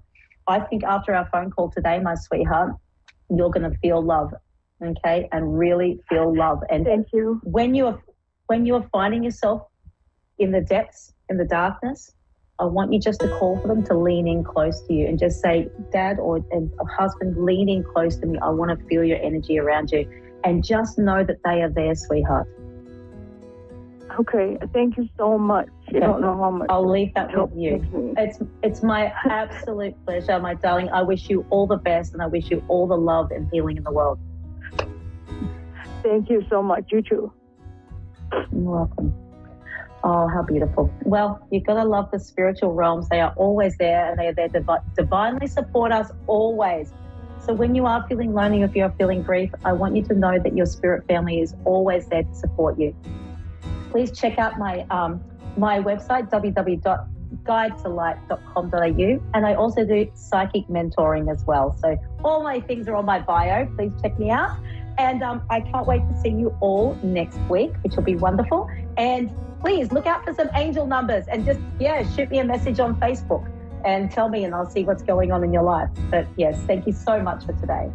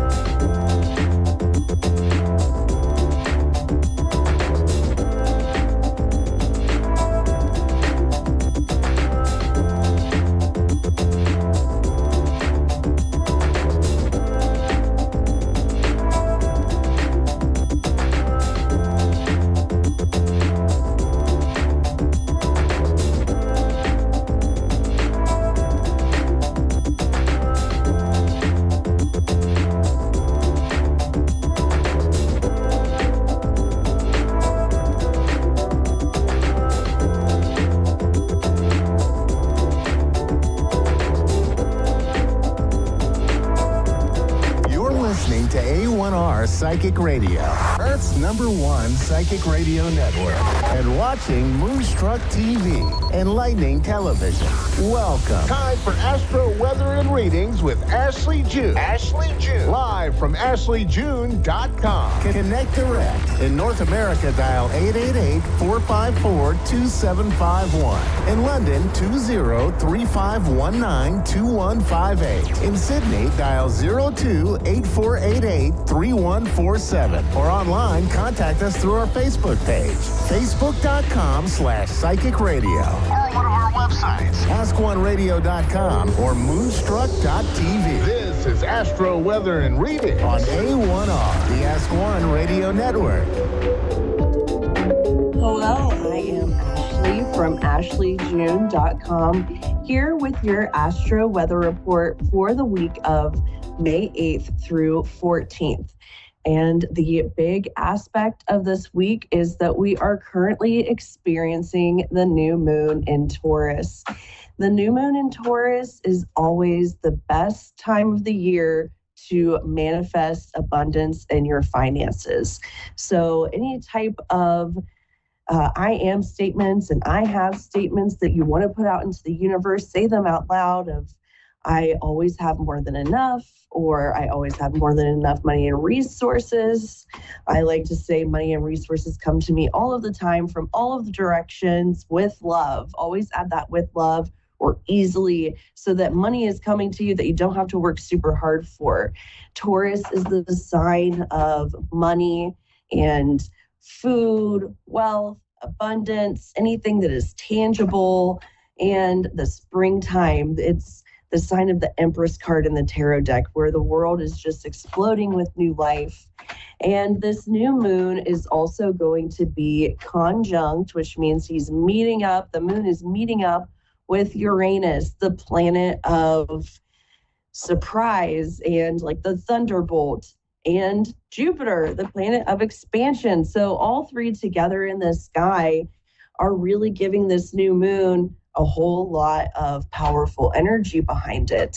So if you like to do rituals or prayer candles, anything that you like to do during the new moon is all about planting new seeds. So this is about, what do I want to bring into my life this year? This is the new moon to do it regarding anything with your finances. So plant those seeds. And I am ready for taking some calls. We're going to take Courtney in Los Angeles. Hi, Courtney. How are you today? Hi, Ashley. I'm good. So nice to speak with you. Are you calling in for anything specific today? Well, I'm writing my book, and I just wanted to know if you had any advice or insight on how it's going to go. Okay. Let's see what we have here. Pull some cards before you. I'm working with my Archangel deck. I work with angels and higher dimensional light beings. And we'll see what's coming up for you. Ooh.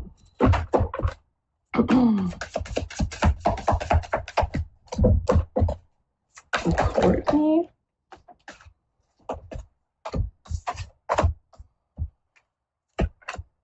Okay.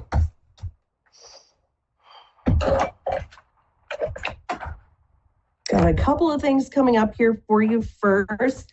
First, I have the wheel with Archangel Michael. So the wheel is all about, sometimes we're up and sometimes we're down. It's also like the spinning of the wheel. You never know what it's going, where it's going to land. So this is a very open-ended card, but also positive changes. This is a powerful card. It's a court card. So it kind of seems like there's a lot of energy in the air here with this book. Have you put it out to be published? Are you trying to publish right now? Because this is I'm still writing it. I wrote a screenplay. And I got some interest on it, but because it's, real people and, a lot of people are apprehensive. So it's autobiography. I'm having that come up for you here too, the 5 of air. This is a card. It has a bunch of different beautiful unicorns talking to each other in this card, and it's reviewing everyone's motives. So what you're talking about there, I have that coming up for you here. And then also the ego card is coming up here as well. This is feeling like you're being trapped somehow. Do you feel like it was kind of shut down a little bit, this project? Well, to make a movie out of it, I think that it's, it would have to get, permission and legal, and, it's a lot of that is what the agent told me when they passed on it. But it's a really good story, so I'm putting it in book form now.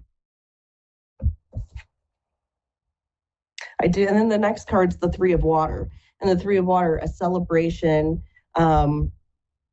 and enjoying. So having fun with this is important. And then I have the Six of Earth coming up for you. So this could be something that's going to be lucrative for you. Oh, good. Well, thank you, Ashley. It's a new opportunity as well, the Sixth of Earth coming up here. But in the beginning, I do see that where you've had a little bit of stagnation there coming from other places. Let's see what else I've got. Knight of Earth coming up for you on the bottom of the deck there. And this Knight of Earth card is about really buckling down and working on your project to get things done. And then honoring your commitments. So this new commitment that you have to writing this book, keep going with that. And then the World card is coming up for you on top here. Also, Archangel Michael. I don't know if you work with angels at all, but you have Michael coming up for you twice in this reading. It's a job well done. The world opened up to you. It's beautiful. This card is just Archangel Michael in the middle with all of the elements surrounding him, earth, fire, water. So at the top of this situation, what I'm seeing is that you have the world open to you in this place with this book and this story that you've written.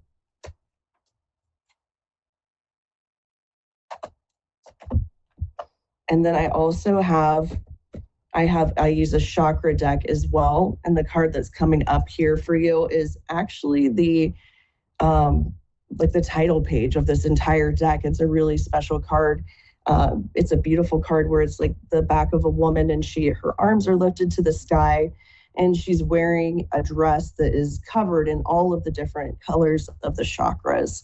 And what this energy card is about realizing the chakra mindset of realizing that you have all of the power that you need to be able to create what you want in your life and to make your dreams come true. And so with this new moon and Taurus energy, this is the best new moon of the whole year to really plant the seeds for what you want to manifest in your life regarding wealth and abundance.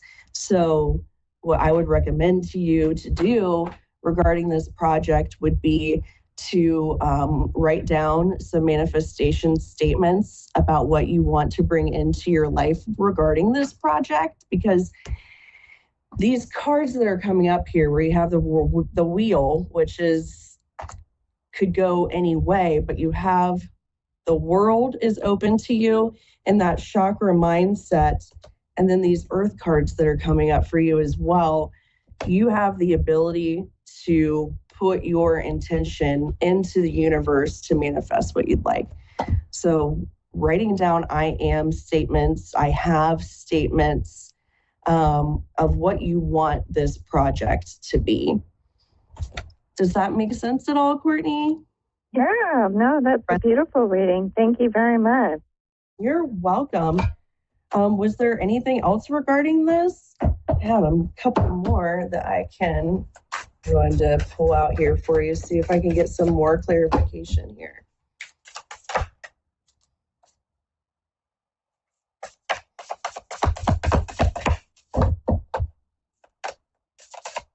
So, that one's jumping right out. Oh my goodness, these are really good. This card is Shower of Prosperity. It's a card where it's literally a chest full of coins falling from the sky. So gold coins coming to you.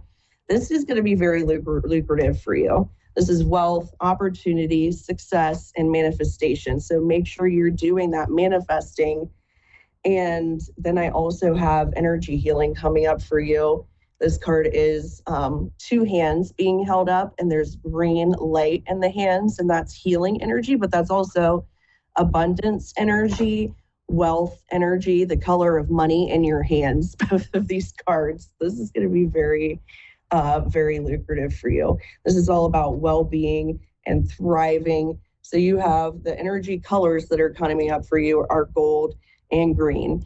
The energy of money, gold, green dollars. Your heart chakra is the color of green. And then your solar plexus chakra, which is right below your heart, that's the energy center in our body where we're able to manifest and project into the world what it is that we want to bring in. Great. You said that you were going from you were trying to do a movie and then now you're doing a book. You were doing screenwriting and now you're turning it into a book. Yes, exactly. That's awesome. It's action adventure. It's a tell-all. I'm dropping names and places, and it's. I had a lot of people read it, and they say that it's a cross between Forrest Gump and Angeline. Oh, that sounds so awesome. I would love to read it.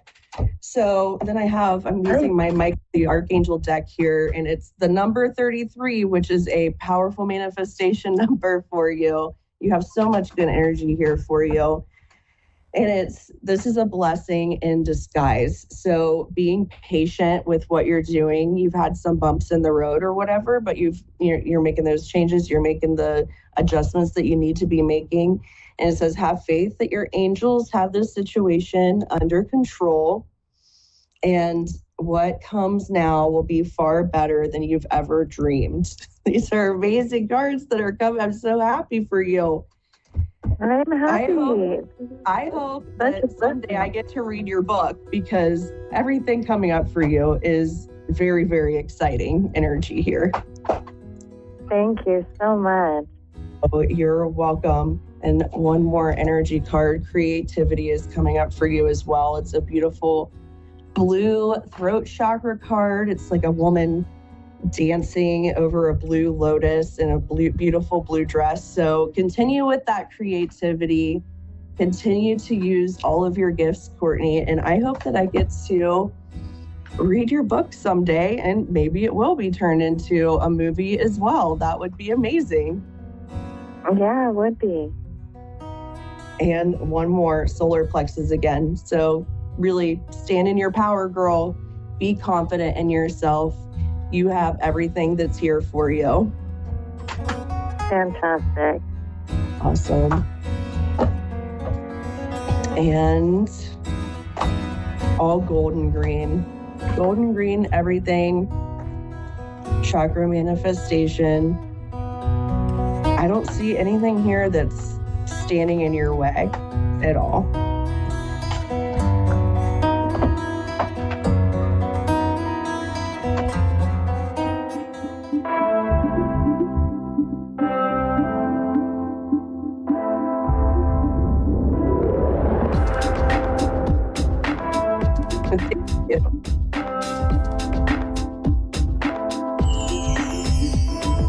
Thank you.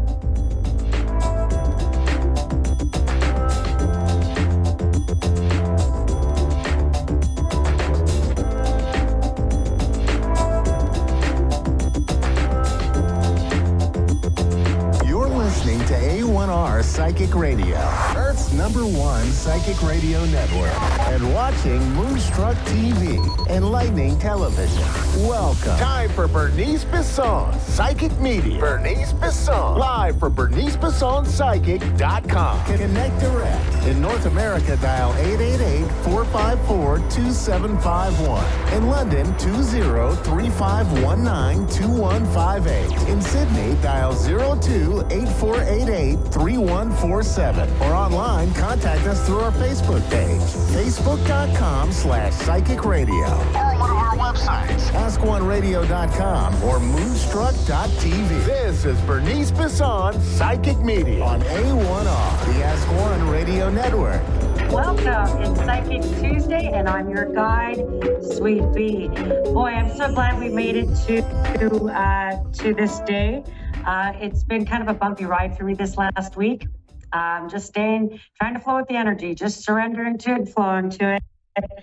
I have a full, about a 4 or 5 minute reading I've put on for the collective on my Facebook page at Bernice Bisson Psychic. You can go check that out today.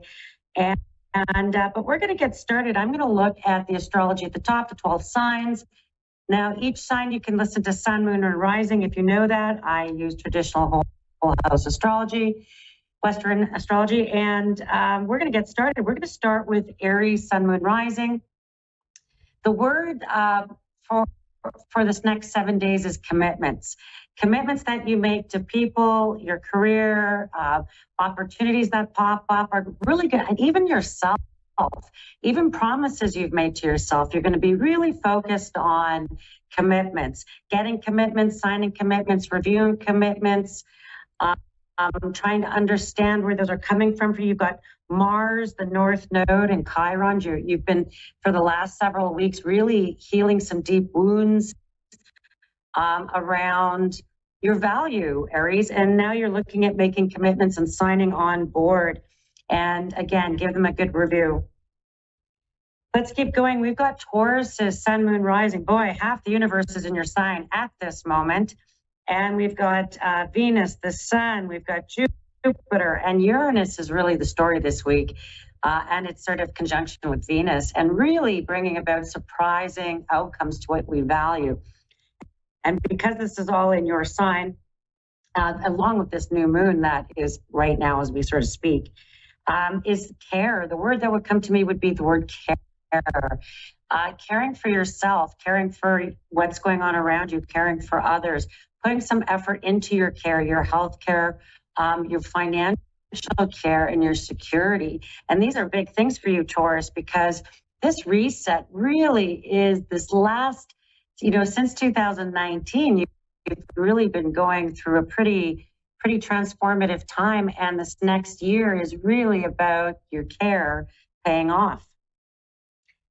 Let's keep going. We've got Geminis. The word is respect for this next 7 days, and really about boundaries and respect. And that, are you being respected where you work? Are you being respected in the relationships you're in? Are you being respected for what you're doing? And do you respect yourself?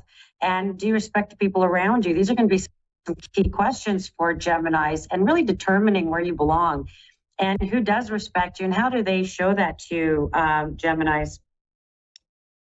Cancerians, we have our little crab, sun, moon, and rising. And the word for this next week is boundaries. Now, part of that, and so part of that's going to be, you've got some really big transits coming up in June and July. It's a large reset for you, little crabs.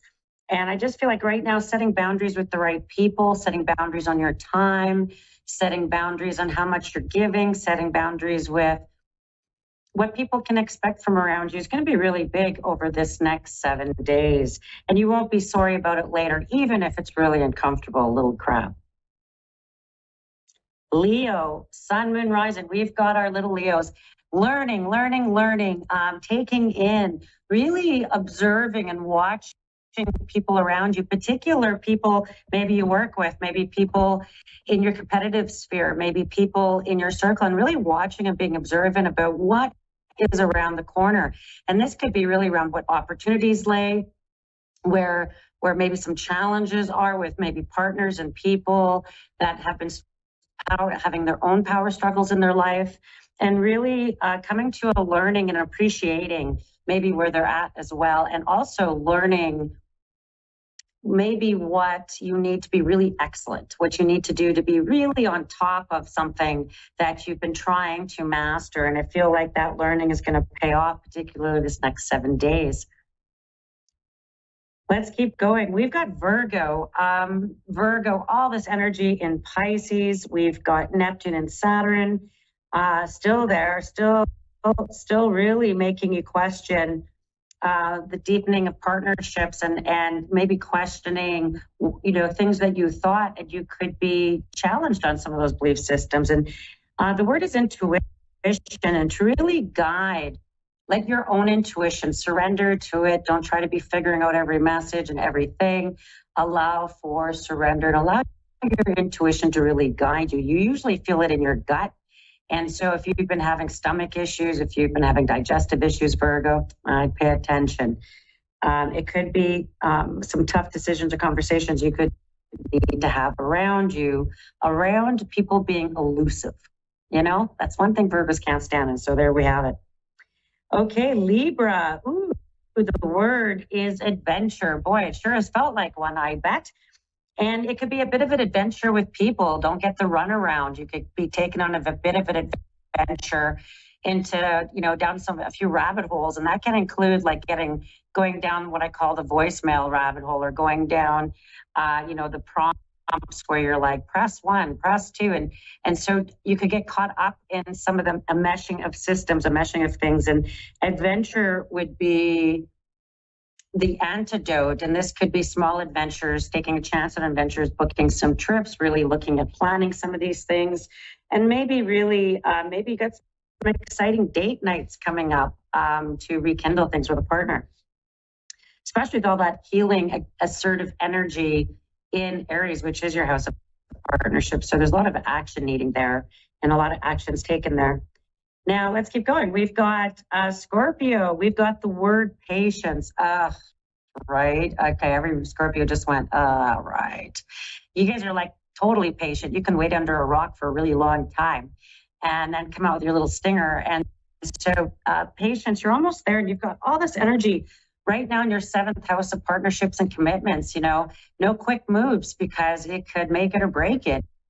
This is all about things, business partners, relationship partners, work partners, those types of things that you've made commitments to people, even your customers, or maybe even your clientele, that there could be some really wonderfully unexpected opportunities, really wonderful kudos or things popping out for you, or maybe your name's just being referred around. So that's kind of a nice thing for you, Scorpios. Sagittarians, the word is resilience. And this really shows up a lot around your financial, your home, paying off debt, getting on top of the task list, the details of life, the duties of life, getting finances sort of organized and consolidated, and feeling resilient, really feeling like you're bouncing back from what might have been a kind of a pressing or really hard bit of time. And now you're really kind of bouncing back, and resilience really is one of those Sagittarian superpowers. So I feel like this is really positive for you guys over the next 7 days. Capricorns, sun, moon, and rising. Now, the word is change that comes up really strong with some of these transits, and you've got nothing but change. You've got a couple of things going on. Pluto being retrograde is going to backtrack into your sign a little bit around 29 degrees. And at that same time, we're literally going to have 5 celestial bodies at 29 degrees, reminding us what needs to end, reminding us all where these pieces in our life are really come to culmination, fruition, ending, transition into a new beginning. And for you guys, change, and this could be change of work, change of what you're doing, change of what you love to do. And I just feel like there's some really positive changes to your money and financial outlook as well that could come a bit unexpected, and that could come to you in a really lovely way. Just be able to manage a change, and it could really impact your nervous systems, feeling just nervous about the changes and unsettled. And I feel like try to roll with it, plan as much as you can, and let the rest leave it to chance, because you'll be okay in all of this in the end of it. Choice is the word for Aquarians. Boy, you haven't had this word in a while, and it's an ironic word because choice is the word under this Aquarian influence. Pluto going retrograde, old power struggles of the past. We might see that Roe versus Wade kind of stuff in the larger scale of the world sort of politics, but it's really about fighting for your rights and having your choices and fighting for choices that you deserve, you want. And it's about really making choices that best benefit you and being left in charge of your own choices and being given options and choices. So you're feeling a lot of freedom in that, and that you have the power to choose, and you're really maybe doing some of your logical discernment around some of the choices being presented to you over the next 7 days. And I feel like what's coming in, you're going to have to stick to, because once that Pluto goes direct in the fall, it's going to feel really like full steam ahead for you then. But choices are going to be presented in a big way. Pisces, Neptune, Saturn, still there. And, the word that kept coming around this was higher self, and really working on your higher self, your higher spirit, trying to connect to your dreams, trying to connect spiritually, and really trying to connect soulmate wise to people around you and other, even little doggies and kitties, and having really strong deja vus and soulmate connections, and really trying to be still and trying to still your nervous system to connect to the higher self and try to understand some of the choices you've made in the past, and really coming into a new idea of what you want to create, where you want to go, what sense of purpose, because the higher self really brings along that big sense of purpose. Next 7 days are pretty powerful, folks. So I'd be mindful and be present and be kind, always. You can find me at bernicebissonpsychic.com. I have a podcast, and so my readings are normally an hour long, and I read a lot of different things. I read palms and tea leaves and crystals, and I'm an astrologer, and I kind of blend everything together when you come see me. My readings are recorded. If you like to listen I do have about 30 episodes or so. I have about 30 episodes or so that you can listen back to past readings and listen to my recordings. And then you get to hear from those folks, and they'll tell you everything that kind of transpired for them. And there's some pretty beautiful soul medicine stories in them for sure. Okay, let's get to a caller. We've got Nell in Nashville, Tennessee. Nell, it's Bernice Bisson. How may I help you? Hi, Bernice. How are you? I am absolutely fantastic. How can I be in service to you today? Yeah, I don't think I have any specific questions, just maybe a message for my highest and greatest good, please. Oh, I love it. Thank you so much. And thank you to Spirit for sharing that with us today. And so let's get into it a little bit. Just bring your highest, greater, and good into your mind as you would like to see it, as you'd like to perpetuate it. And I'm just going to get into bringing in all the energy, people, places, and factors around you. Okay. First thing I want to say is evening walks, long walks down the road, really holding hands with a male counterpart and walking down the road and enjoying the evening walks. So there's something about also you'll be watching what you're eating, really being very diligent about the type of food, like food is medicine, food is medicine. There's a man that you seem to be healing in terms, I just see you with your arms around him, and he looks really sad or really sort of down, and you're trying to perk him up. There is maybe a recent loss in his life, or a recent, I don't know, there's something about also concerns around maybe a father figure. And, you just got your arms around them and you're really trying to bring some peace to them. There's also something about going to another state. You're being called maybe to go and visit people in another state. I feel like you could be called more, if you're in Tennessee, maybe more towards the west. And that I feel like this could be coming up even in June, and that there would be some travel that would bring you certainly to the west. Now, I would almost want to say it's at least 4 hours away, if not 8. That feels important. And there's also news around the Florida area that could be maybe within months, and opportunities to go down towards Florida, things that would pop up through there. There is a couple of things that right away that I'm going to say maybe even in the next 7 months, that is going to come up really direct around a property, a home, a house, a property, finances, the moves of people. And I feel like you could get sandwiched in that a little bit now. Like you could assist someone with their move, assist them with where they're going to move in their care. Then I feel like you could be also putting some real effort, finances, money into your own place, your own house, your own home. I feel like there's going to be some really great news about work. It's funny because I wanted to say to you now, maybe part of the goal for you will be around bringing work to home or work closer to home. Working around the home, I just felt like would be a really positive piece in the next, even over the next 4 to 7 months.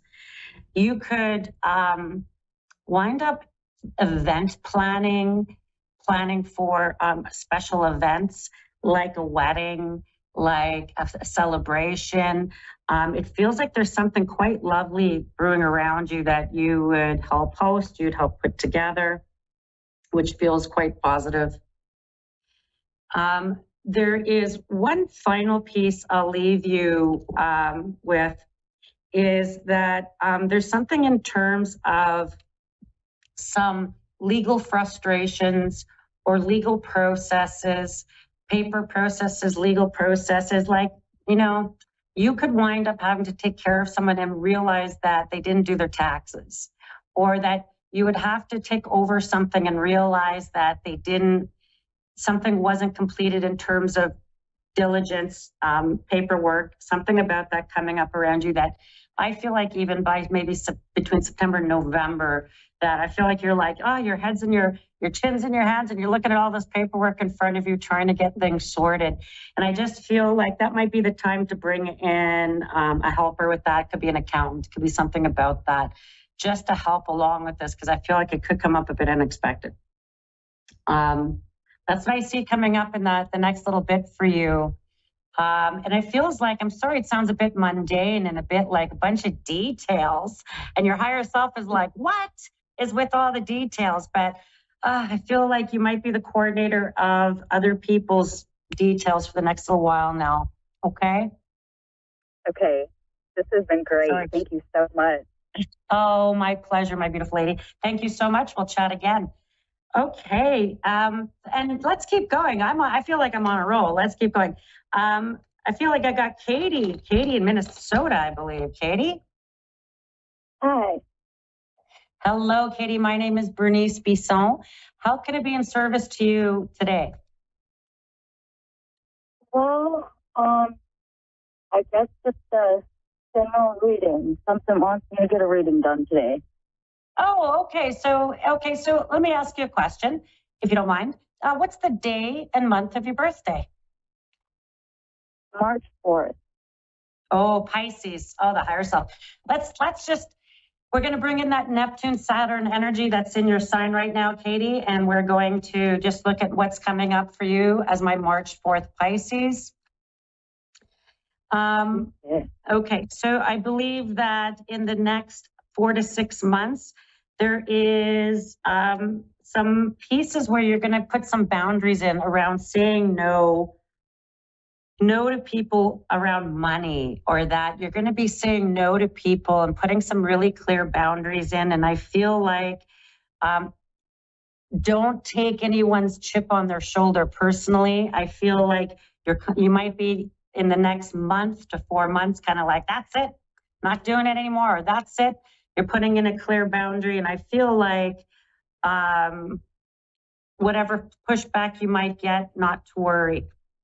I feel like there is a strong presence of a man who passed, like a father figure or older male that passed, and that there's something about a bit of a rift in family, or that there could be you and another lady, like a sister, people coming together. There's something that even in May, where people could be coming together, it feels like a happy event. There is the care of a lady that shows up around this, or around the family. I feel like between this now, May, and in the next year, there's something really important about you might be in a position of support or having to support someone around their care appointments or attendance to those things. The other thing that comes up is that there is two different, now I know you're kind of in the middle of the country, There's invitations to the lakes. I imagine the Great Lakes, or you'd be heading to the Great Lakes. I feel like that could show up within the next 3 months. And then there's something about having an opportunity to head to the West Coast.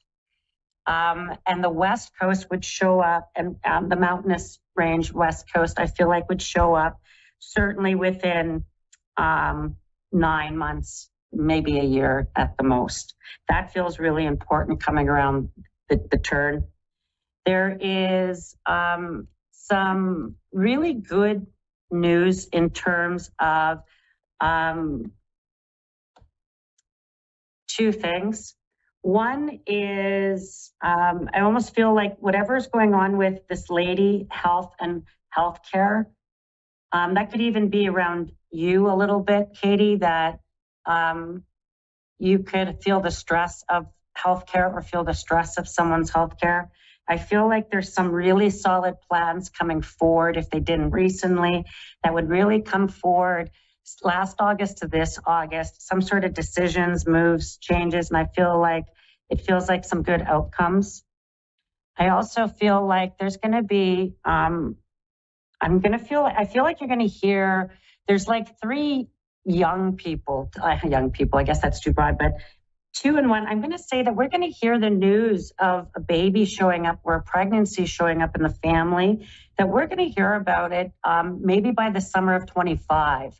But between this summer, 24, the summer of 25, there is news and something quite lovely showing up among the girls. And I feel like young women, the girls, some news around a pregnancy that feels like maybe that this was very good news or wanted or anticipated.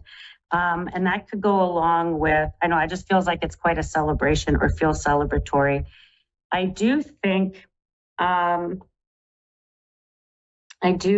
that there will be something important about maybe even some, okay, I'm going to sound a little kooky, but I'll say it anyway, some group travel that could bring you to that coastline, or a group trip, or maybe, unless they're there. If they're there, then I'll accept that as the group trip, but it seems to be showing up.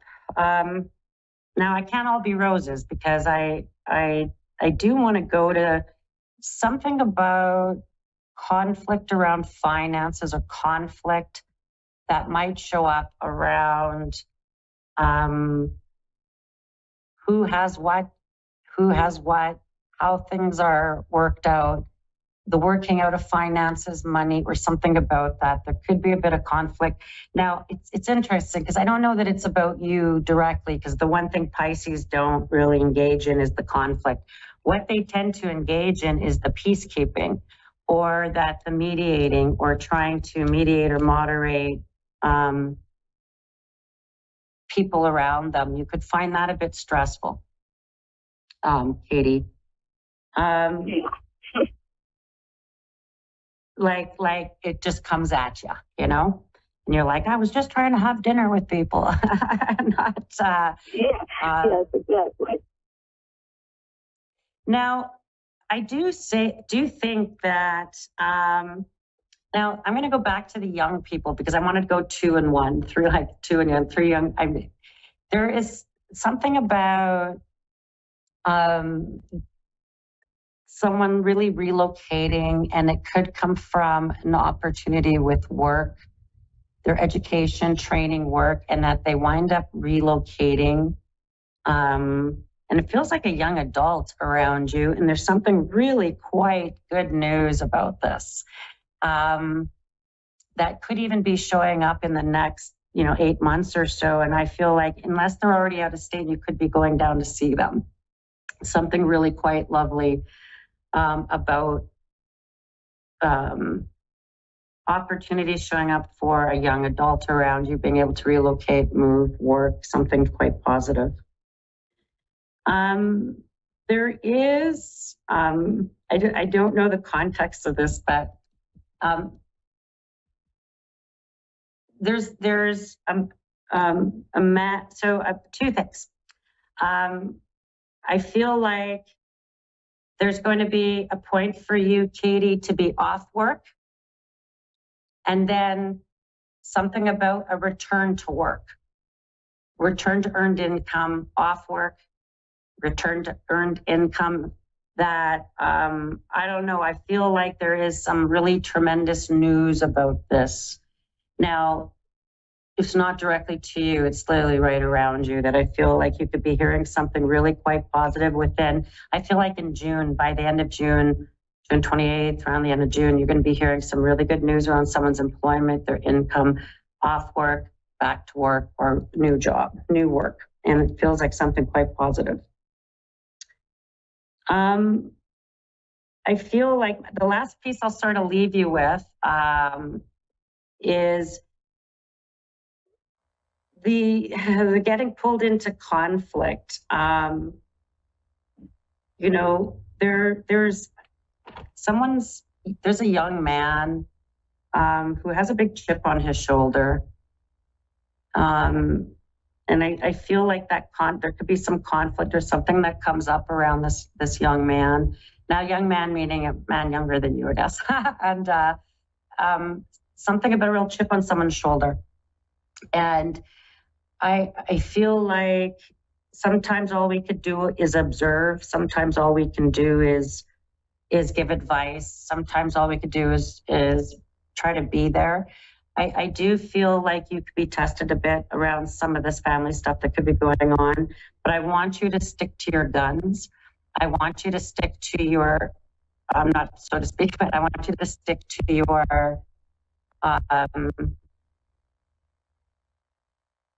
your resolve on things, because I feel like you might be really the glue, having to be really solid, having to be really logical, having to tell people, even if they should already know, you're going to have to tell them again. You know, I just have to be really sort of reinforcing, persevering, reinforcing, and I feel like you're going to get your way, or that things are going to work out better than you imagined in all of these situations that I just talked about. I feel like they're going to work out better, but you really got to stick to your truth and things, or your own, because I feel like sometimes that's the piece that could sideswipe you, or that has sideswiped you a little bit. Well, thank you, Katie. Thank you. Lots of love and blessings to you and your family. Thank you. Now, thank you for tuning in, and thank you for joining me on Psychic Tuesdays. I'm back every Tuesday here on A1R Psychic Radio with my beautiful friends. And you can find me at bernicebissonpsychic.com. Stay safe, stay warm, and we will see you in 7 days.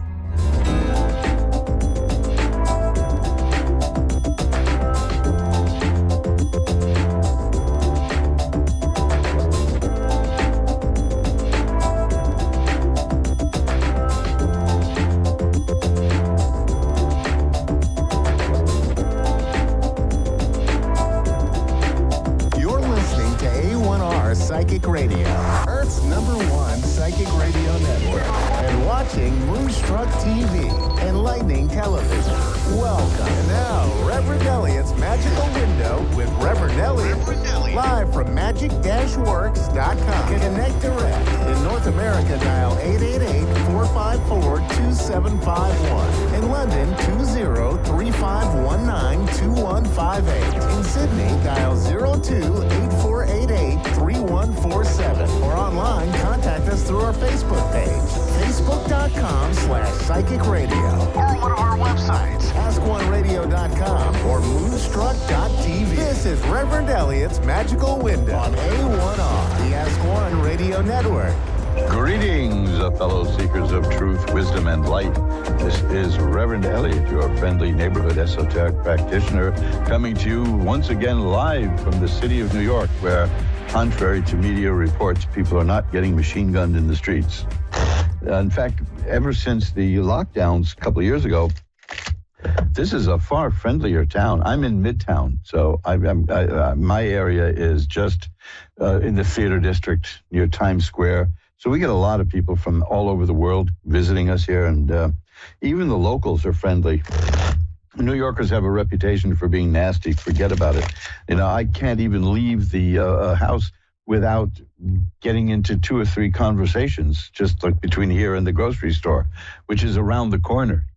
People just are starved to talk and meet each other, and And are they sick of politics? Let me tell you, that's my own unofficial straw poll. Why is it called a straw poll anyway? I'll have to look that up sometime. Speaking of straws, I had my, the summer is 8 days old, and I had my first gin and tonic today, and my second and my third of the summer.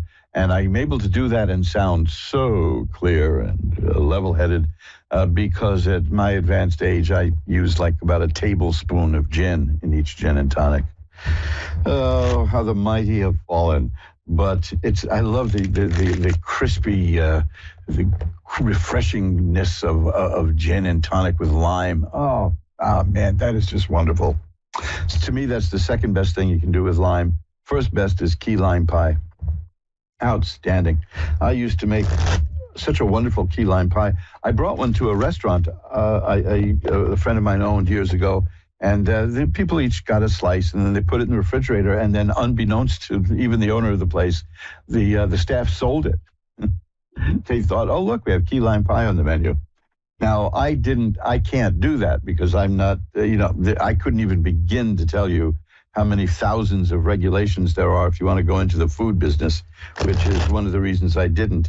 But if you want to get into that, wow, I mean, people talk about, well, we need smaller government. One of the areas, I'm not going to get into the political aspects of it, but you can take years to satisfy the requirements for the labeling of a package when you sell food. So I steer clear of that kind of stuff. I have lots of nice things for sale because I think it's nice to sell nice things, and I unfortunately I had to raise my prices lately because, in case you hadn't noticed, right, things are getting more and more expensive. But I did raise. This is just fair warning for the people who go to mojoacademy.org, mojoacademy.org. You don't have to go to mojoacademy.org. I'm mentioning that over and over again, but yeah, because I do say, look, this is really not the time to spend money on extraneous things. But there are a couple of books at mojoacademy.org that I think they rise to the level of necessity, especially in the times that we're in now, where, unfortunately, we have a lot of people in this country right now scared to death over things they don't understand. They think they understand it. That's the essence of fear, I suppose. But everything is going to move along just fine. This is a time of change, and change scares people. And that's why I think one of the things that I recommend the most is a book called Unmasking Fear. It was written in 1919. I wrote two introductions to the updated version of it because I wasn't old enough to write in 1919, but.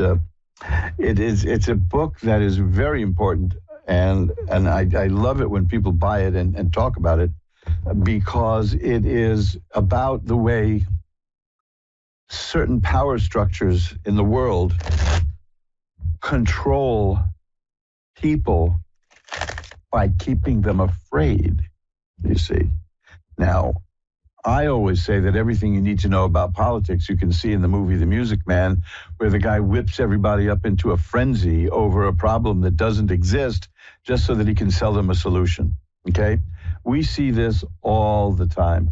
And people, I'm sorry to have to say this, but fear is addicting.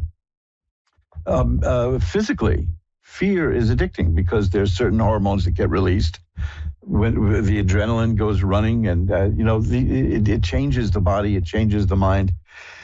And unfortunately, there are people who become addicted to fear, and they need a dose of fear, and they're always going to be afraid. And if you try to show them that what they're afraid of isn't really scary, they'll cut your throat. You're taking away something that's most important. There are, for some reason, people who only feel alive when they're scared. This is where we get these like vertical drop roller coasters. A good old-fashioned roller coaster isn't enough for our jaded society. But this book, Unmasking Fear, when it was written, there wasn't even radio. There was no mass media. People didn't understand. Now, you want to understand why mass media has the power to scare you And you want to understand when they realized it? Go to YouTube, look online for the 1930s. Was it 39, I guess, was it, or 38? See how terrible I am with dates.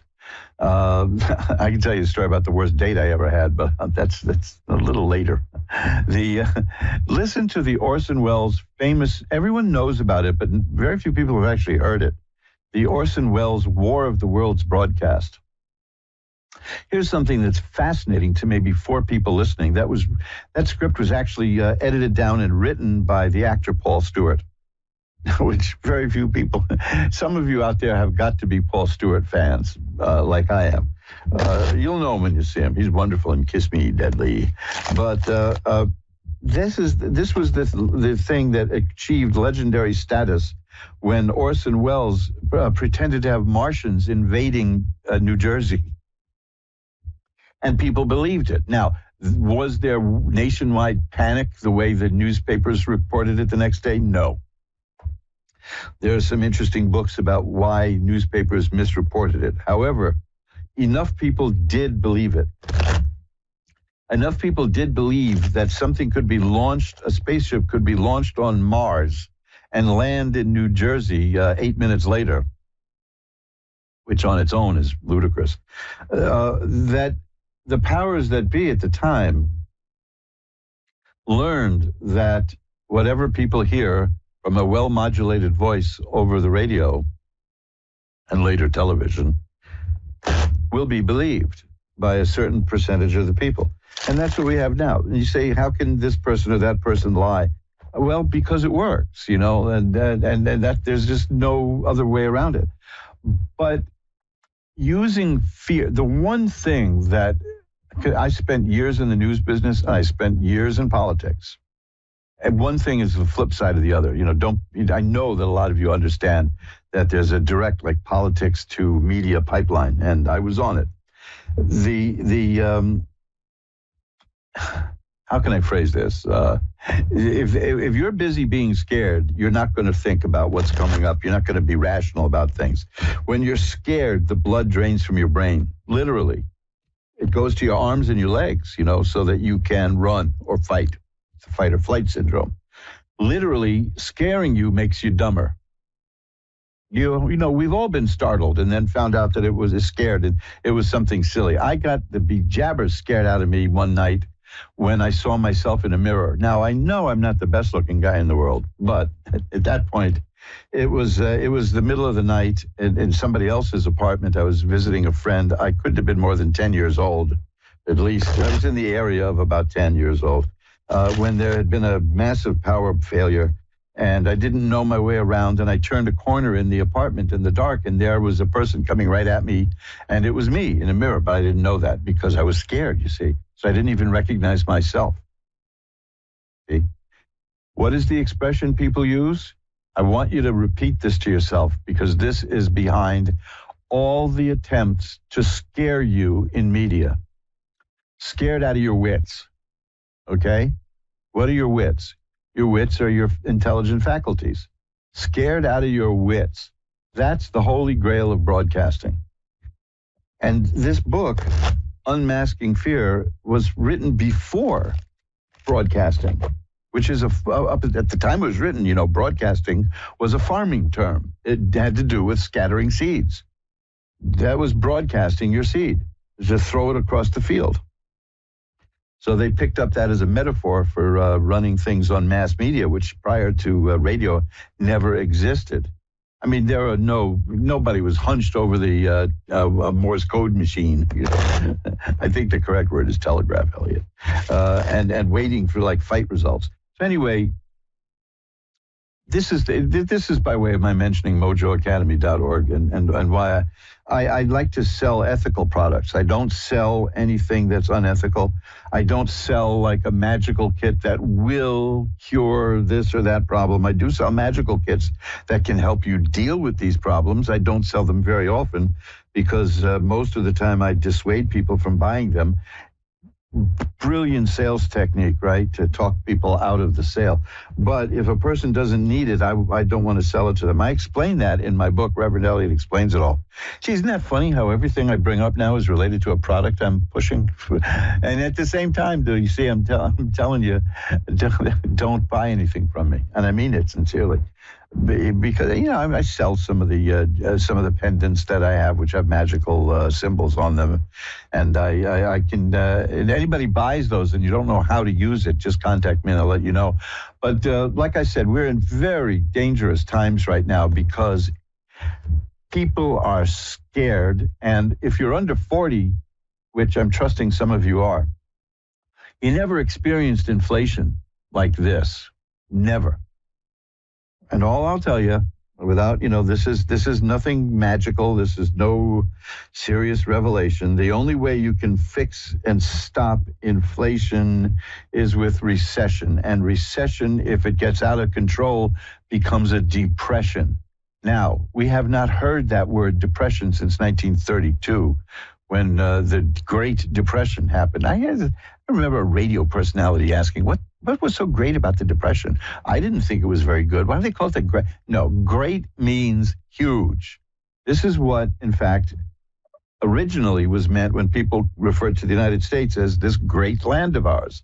They meant that it goes from coast to coast, that it's huge, it's colossal. And of course, these things change, because, to me, my favorite word that shifted is incredible. People think incredible means wonderful. Incredible means lacking in credibility and can't be believed. Now, a few years ago, about 15, 20 years ago, there was a guy advertising a product on the radio here, which was garbage. It was a fake product. It was a pseudo-medical thing. It was garbage. It was baloney. I'm using the most polite words I can in mixed company. But he didn't get into trouble. When they tried to shut him down, he said, I told people it was not real, because his ad began with the words, everything I'm about to tell you now is completely incredible. Now, what he was saying was, don't believe me. But everybody heard it as, being, wow, that's incredible, that is not what incredible means. So, boy, am I going on a tangent here. My favorite fruit is a tangent. The thing is that we have fear now, and the money supply is shrinking in value.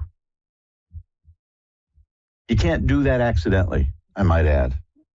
For some reason I can't even fathom, people wanted to do this and they did it. Now, they won't use the word depression. That's what got me on words changing, because of the images that conjures up of people selling apples, and the mythology that the stock market crashed in October of 1929 and the next day the Depression started. No, the Depression started a little bit later. There, a couple of years after that, but it was still bad after the stock market crash. But we have two bad choices now. We can leave things the way they are, and bit by bit your savings and your money will go away. Your house will be worth more, but nobody will be able to buy it. Or they can engineer a recession, and it will be really bad for about 2 years with high unemployment. But after that, we'll be fine. And people don't want to do that. People really resent the idea of having to suffer to get something. And I understand that. And they should question. They should ask questions like, why was this done? So I'm going to be getting tarot readings tonight. You watch, that have a lot of new beginnings in them. Aces, the Wheel of Fortune. I pull a card before each show to give me a sense of what's going on in the environment. And the card I got was the Wheel of Fortune, which is we're in changing times. I certainly hope, because we can't maintain what's going on now. We can't keep this up because people are suffering, and there's no need for it. The problem is that for the first couple of years, the cure is worse than the disease. The people of Japan took care of this many years ago when they had rampant inflation, and the government told them what they were going to do. Said, we are good. They didn't lie to them. They didn't say everything is fine. Everybody knew it wasn't.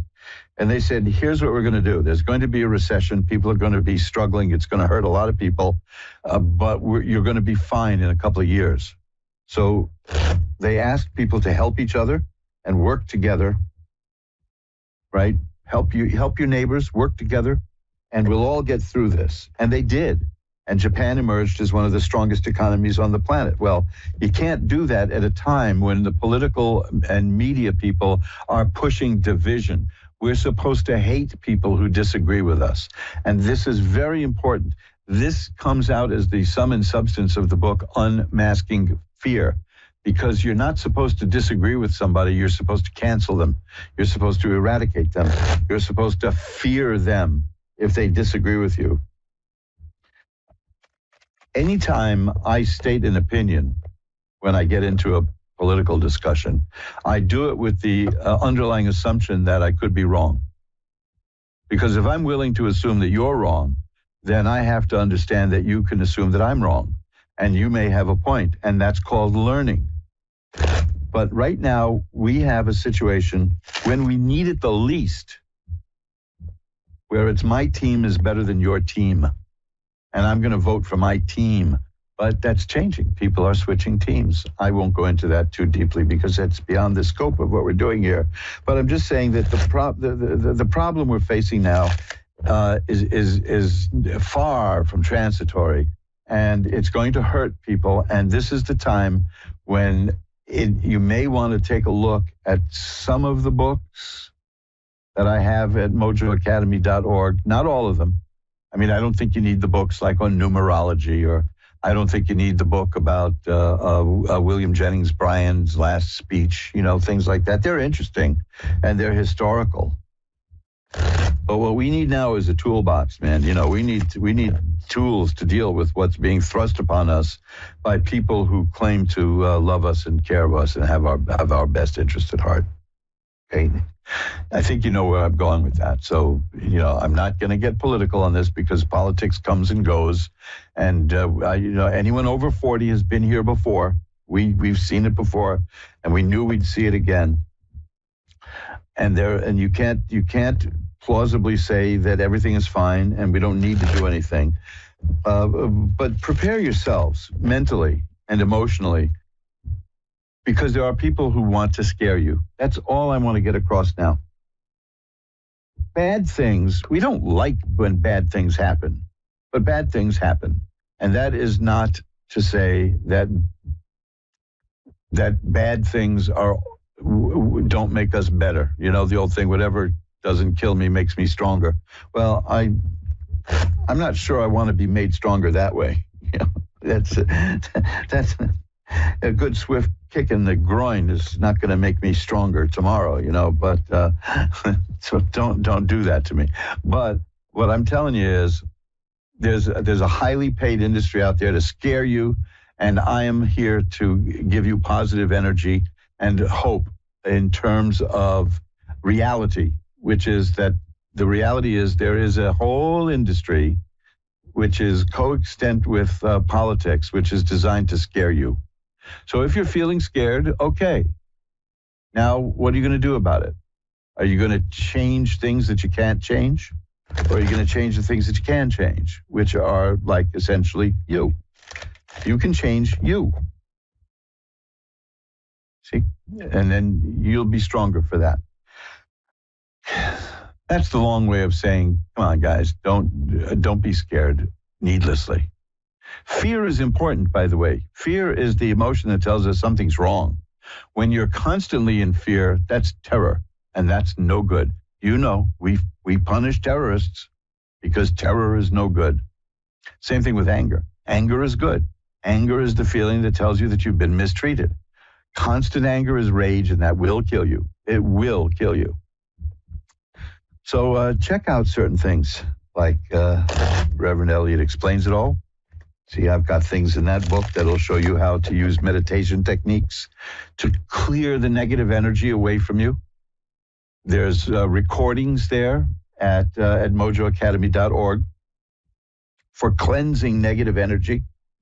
It works. Let me tell you, it works. This is, I think, one of the greatest inventions of modern history was the iPod. I know they're not going to be making them anymore, but there's still music players that you can use. And just put a meditation on that, pop it on your head at night, and go to sleep listening to it. And you'll be amazed at what good stuff it can do. And you can see, I even have the Three Stooges meditation disc at mojoacademy.org. And all these things are there to help. Psycholaxation. Now, that was a recording. Could you imagine? That was a record from 1955 as a guided meditation, possibly one of the first ones. You'd have to put what we would call the hi-fi right near the bed in those days. Now you can just pop earbuds on and listen to psycholaxation. These are all things that will help you, and that's why I mentioned mojoacademy.org. Like I said, in times like these, I'm torn between not wanting to do any hard pressure sales technique stuff, which I don't do anyway. But there are things there that will change your life. That was the reason that we started Mojo Brothers Publishing. There are things there that will change your life.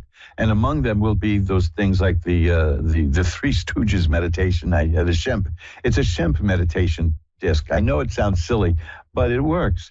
It's been around since the 70s and was an underground cassette, and you can get a CD of it and get that audio out and put it into your player. Psycholaxation, that has helped me beautifully.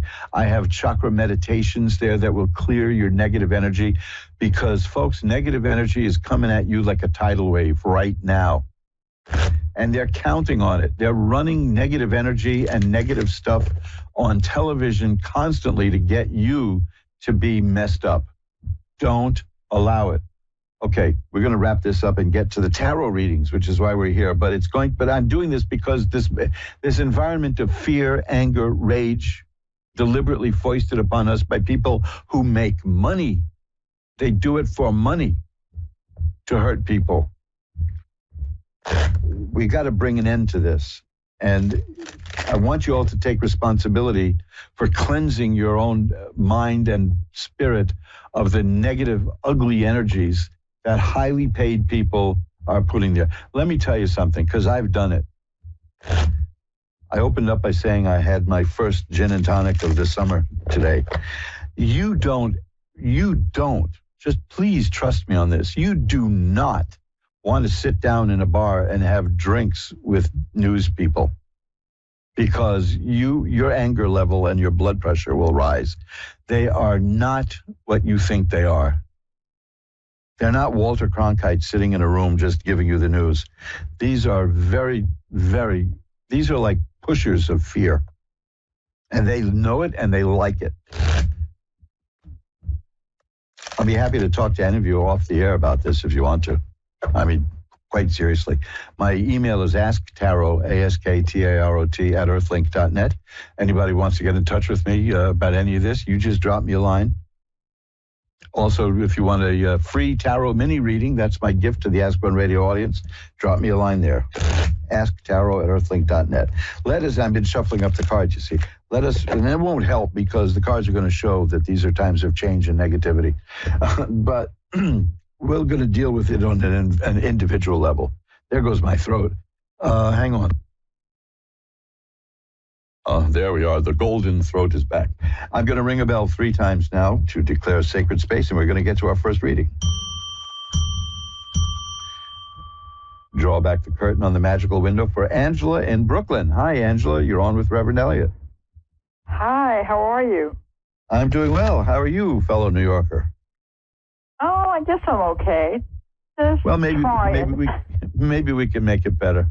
It is tiring, you know. I mean, we keep hearing about how horrible things are in New York now, and we're here, you know. But I don't know. Mm-hmm. I mean, things have been better, but I don't think of it as horrible. I don't know. So no, I don't think of it as horrible either. I love New York. Yeah, you know, the people outside of New York, a lot of people, they still think that Death Wish was what New York was really like. You know, even back then, New York wasn't like that. Mm-hmm. You know, I still love going in the city. I mean, it's coming back, and I'm really happy that Yeah. I mean, we have a few nuts around, but for a city of 8.5 million people, goodness, you know. But they were always there. Yes, they were. So, Angela, what can I look at for you? Well, since my my husband's been gone a few years, and right now, financially, I'm kind of struggling, but I have my house, and I have an apartment that I was renting, a co-op, and I'm in the process of selling it, but it's a lot of problems with the real estate. It's been a disaster, and I just hope it's going to end soon without me going, making a little bit of a profit, but I'm having a very hard time in, trusting the real estate guy, and I hope it ends soon because financially I need it to end.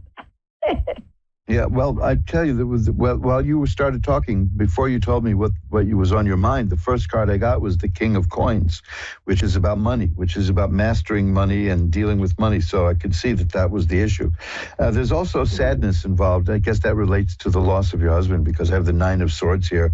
So there's still a lot of sadness going on around that, and there always will be, I'm sure. And then I have family issues. Family makes me crazy and stuff. Oh well, I'm gonna. Normal. I know. I actually fired my family long ago. So I did. I said right out. So genetics doesn't give you a special privilege to abuse me, folks. So well, they do anyway. Yeah, I know. Well, let me tell you, there's changes coming. That's the Wheel of Fortune. There's changes coming your way, and they're going to be good changes because the next card is the Eight of Cups, and that is a card of a person who gets from where she is, to something and leaves something that isn't working, which is where you are, and is going to something better. So you're working on improving yourself, and I see that it's going to pay off because the next card is the Nine of Cups, and that's a card of satisfaction and enjoyment. It's also a card that is a person who knows how to enjoy life. There's a warning in that card that people may be envious of you because of that you're going to live well. And there's the Ace of Cups too. So the two things these are very good cards here. The two things that are most important to you are financial but emotional. I mean, you're not one of these people who's going to do anything for money. That it has to feel right for you, and you're going to get that. You're going to do that. In fact, I've got the Ten of Cups, which is a great card of happiness and joy. So you will come through this okay. It's one of the quirks of inflation is that real estate gets to bring in more money than it would ordinarily. It's one of those strange things. That's why when inflation starts coming, it looks like a good time at first. Because because there's a lot of money around, and there was a lot of money being spent. So there's still a chance that things will work out well for you. In fact, I have a card here which is the Six of Rods, which is great success and triumph. So I do think that things are going to work out really well for you. And what about emotionally and all that? I mean, I do get busy. I do have friends and stuff, but I'm still kind of stuck. Well,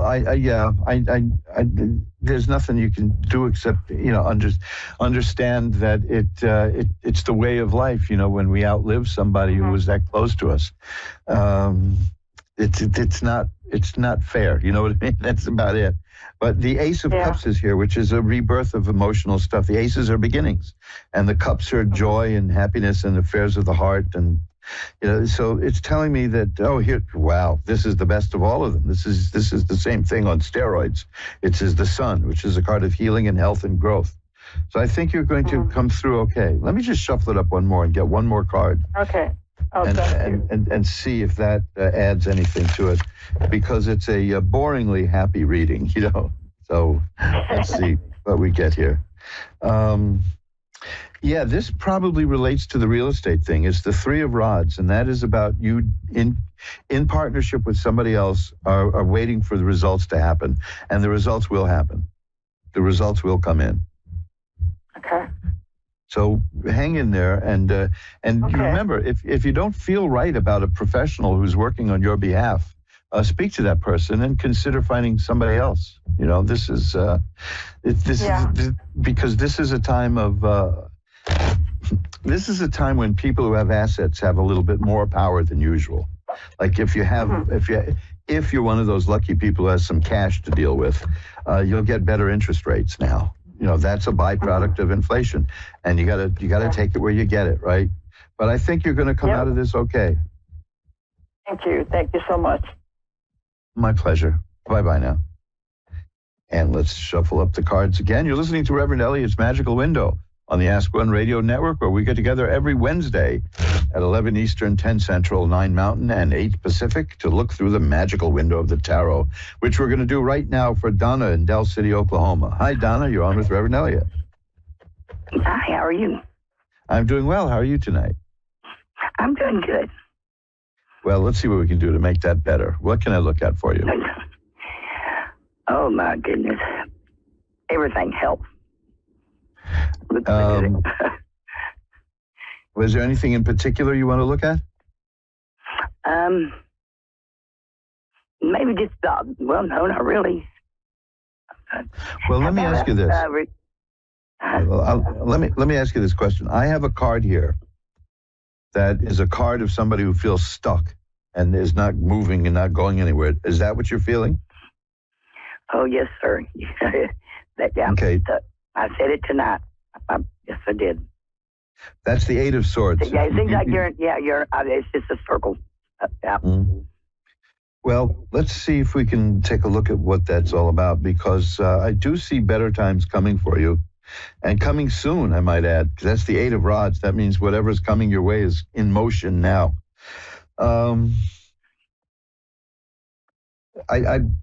This is vague, but it says, because I'm looking at the bigger picture, did something happened that made you sad recently? Oh, gosh, yes. Okay, well... yeah. Because I've got... yeah. I have this. You don't have to tell me more than you want to. You know what I mean? If you don't want to go into detail, that's absolutely fine. But I'm seeing that you're feeling stuck, which you confirmed. The 3 of Swords is a card of sadness, and I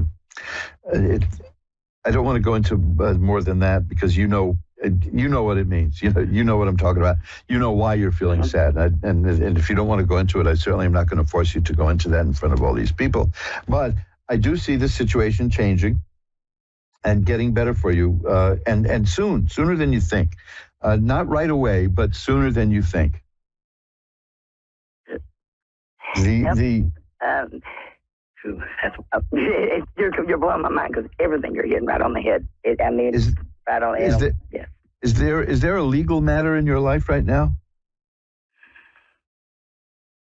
Yes, but I can't get anywhere with it. I had a daughter that was in an accident and killed, and I don't know. I wasn't told what happened. I wasn't told she was in an accident, didn't survive, but she was hit by a train, and I never did about the body. I don't know. I don't know. It's weird. Because I've got cards that indicate both a legal issue and sadness. So now what I was going to ask you about the sad part, but you just told us. So yeah, these are all the things. The cards are showing me exactly what's on your mind, and the cards are showing me exactly what the issues are. Now that doesn't really help, because let's see if we can shuffle them up and see what it's going to be like in the near future here. See if we can get some kind of idea about where this is leading you. This is the thing about tarot, which is just astounding to me. As many years as I've been doing this, which is about 42,000 years in human years, it never ceases to amaze me how these cards can get right to what's going on. Okay, now again, I shuffled up the cards. You heard them, but I've got still the 9 of Swords, which is the card of great sadness, and the Judgment card. That's why I asked about the law. These cards came back. And then I have another one for you, which is about the Judgment card is about getting what you deserve. It's getting what belongs to you. It's getting what you merit. And the Temperance card is here. The Temperance card is telling me, because we're looking at the future here, that your life balance will be restored in your life. It is unbalanced now, and it should be, because bad things happened, and they throw us off balance. So there's no shame in that. But the 2 cards I'm seeing for your future are the Temperance card, which means that balance will be restored, and the 10 of Swords, which means that the worst is over, and you're still here, and you're going to get up and keep going. And just to be sure, I got the Justice card. That means there's definitely going to be some action in terms of the legal stuff that you're pursuing. Okay? Wow. Okay. So right now you're in the thick of it, and it's upsetting. As somebody who just concluded a couple of years of legal action myself, that I know how that weighs on the mind. But I'm seeing that the Judgment and Justice cards are a pretty damn good indication that you're going to get justice here in this case. So hang in there, okay? Oh, yeah. I'm going to light a candle for you after the show to send positive energy your way. How's that? That's great. Okay, thanks for calling. Thank you. Bye-bye now. And let's shuffle them up again. See, it's amazing to me how tarot goes right to the heart of what's going on. Now, if it doesn't, if because every time I ask the question like, did you have a loss recently? I'm making an inference from the cards that I pull, but I'm always prepared for it to be wrong. It rarely is wrong. And that's not me. That's not, look what a great tarot reader I am. No. That is such a trap in the esoteric world when the magician starts to take credit for the work. But it's not. We work the system. In fact, if you remember the stories, you remember your Bible stories, this is why Moses was denied entry into the Promised Land. Could you imagine wandering around for all these years and not getting allowed in? Because he did something. He claimed credit for a miracle that he didn't do. And he needed to be brought down a peg for that one. And that's why he was denied entry in the Promised Land. Courtney in California is next. Hi, you're on with Reverend Elliott. Hi, how are you? I'm doing well. How are you tonight? I'm good. Good. Anything special you want to look at, or should I just look through the cards and see what shows up? I kind of wanted to talk about my past life. I've always felt really connected to Marilyn Monroe, and I don't know if there's actually something there. So hope we could tap into that. I had an interesting experience with Arthur Miller, to whom she was married for a while. That was a weird experience. There was a guy who, I'll tell you briefly, there was a guy who was famous in the 1960s who by the 1990s, he had a lot of weird ideas, but he was a fascinating guy. He made a lot of things happen. And I introduced him to a literary agent, and we were sitting in a restaurant having lunch, and he used to get up and walk out of the restaurant every few minutes because next door was an off-track betting parlor, which we used to have in New York. Only New York City could run a bookie joint and blow it and ruin it. So they had to be shut down. But he was a little bit of an overpowering personality, this man. And he could inflate his ego a bit. And one of the times he left the restaurant to go to check on his bets, the agent turned to me and says, who does he think he is, Arthur Miller? And guess who walked into the restaurant the moment she said that? It was Arthur Miller. Oh my gosh. Which is this kind of stuff that happened around this guy all the time. So, hey, what can I tell you? If you feel a connection, it can be real. Now, what I can do is look at some stuff for you. I'm also a medium, and so there's so many things that we just connect. Like the same cat that she had, the same dog that she had, the same color hair, same color eyes, same height, same weight, same body shape. I mean, it's just down to everything. It's just insane. I was adopted. I was passed through homes myself. I had 3 loves in my life. I'm very young. I could say 24, but I feel like I've lived 1,000 lifetimes. I just, being a medium, I've never been able to read myself unless I'm talking to someone else. There's an image in Buddhism about lifetimes. Like how many lifetimes how long do we have to do this? And the image is this. Picture a huge mountain like the size of Mount Everest, right? Yeah. And a bird flies by Mount Everest with a piece of silk in its beak. And the piece of silk brushes against the top of Mount Everest. And that bird flies by once a year. The amount of time we need is the amount of time it takes that bird with the silk to wear the mountain down. Oh, wow. Yeah. So, you know, it's in Hinduism, of course, you know, they deal in hundreds of thousands of year installments, kalpas and things like that. So, yeah, you know, have you done anything like Akashic record meditations? I've done multiple meditations with worldwide known psychics multiple times. Worked with them a few times, though I have ended up in like a psych ward just from getting overloaded from, you know, being really spiritual and my mediumship and psychicism coming out. But I got more of a grip on it. My last time that I was at the hospital was last October I got out. So, and it was only for a month. It was a really long time. That was probably the longest, but I hope everything is okay. Yeah. I hope everything's okay. Yeah. Better. A month in the hospital is a nightmare, you know. Let's face it. Yeah, no, it is definitely. So you seem pretty clear about what you want. Now, let me just preface this also just quickly by saying, I understand where you're coming from because I have even from childhood, have very clear images of a previous existence of my own. Yes.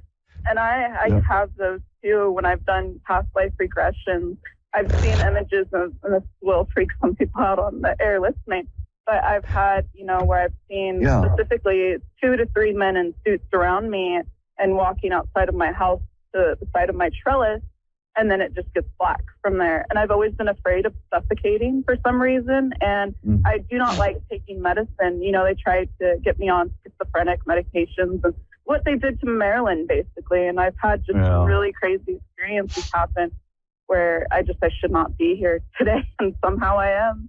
Well, you're here, you know, and you're aware. Yeah. That's a good sign. You know, these you know, I'm not doing this as a plug, but there is a book that my company reprinted called How I Discovered My Mediumship. And it was by probably the most famous American medium of the early 20th century, which means she's totally forgotten now. You know, but see, she's been through. She explains what it's like growing up that way, and how everyone treated her like she was a lunatic. You know, and yet she gained an astonishing reputation as a very clear medical medium. In fact. Yeah, I'm actually able to pick up on people's health problems that they're going through. I mean, it's crazy the things that I'm able to pick up on.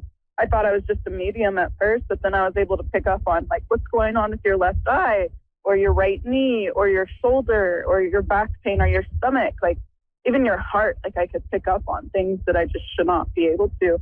And with Marilyn Monroe, she also was very much into finding out about things. She visited Area 51 with John F. Kennedy. I mean, she did so many things. Well, I got her comrade too. I live just a few blocks away from the Actors Studio, so you know. Oh, wow. Have you ever visited there? I mean, that might be. You might just standing near that building might do things for you. Might bring things up. I've actually been to New York one time. I swam in the Hudson River in Albany, and then I went to the Times Square, and then I went to Ellis Island to see like my history of like my biological family, and we dug into it a little bit because there's not much that I really know.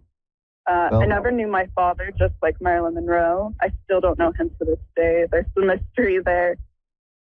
And my mother, she was in and out of prison. And keep up with the meditation work, because you do have memories in there that you don't know you have. From this life, even, you know, because our memories go way back. I'm running short on time here, But I would recommend, because you do see, I sometimes hear from people in your situation who don't understand what's happening to them or why. You're not in that. Yeah. You seem further along with that, which is fine. I mean, that'll help you. But I do think that if you look at mojoacademy.org and look at the book Understanding How I Discovered My Mediumship, there may be some things that you could pick up there that'll help you out, because it's a very moving story of a woman who survived all of the attempts to put her down in a way, So give it a shot. It may through my hospitalizations. It may help you out. Let me tell you that the one thing I'm seeing here. Just let me leave you with this, since I'm here for tarot. There's a Four of Cups is the card I get for you.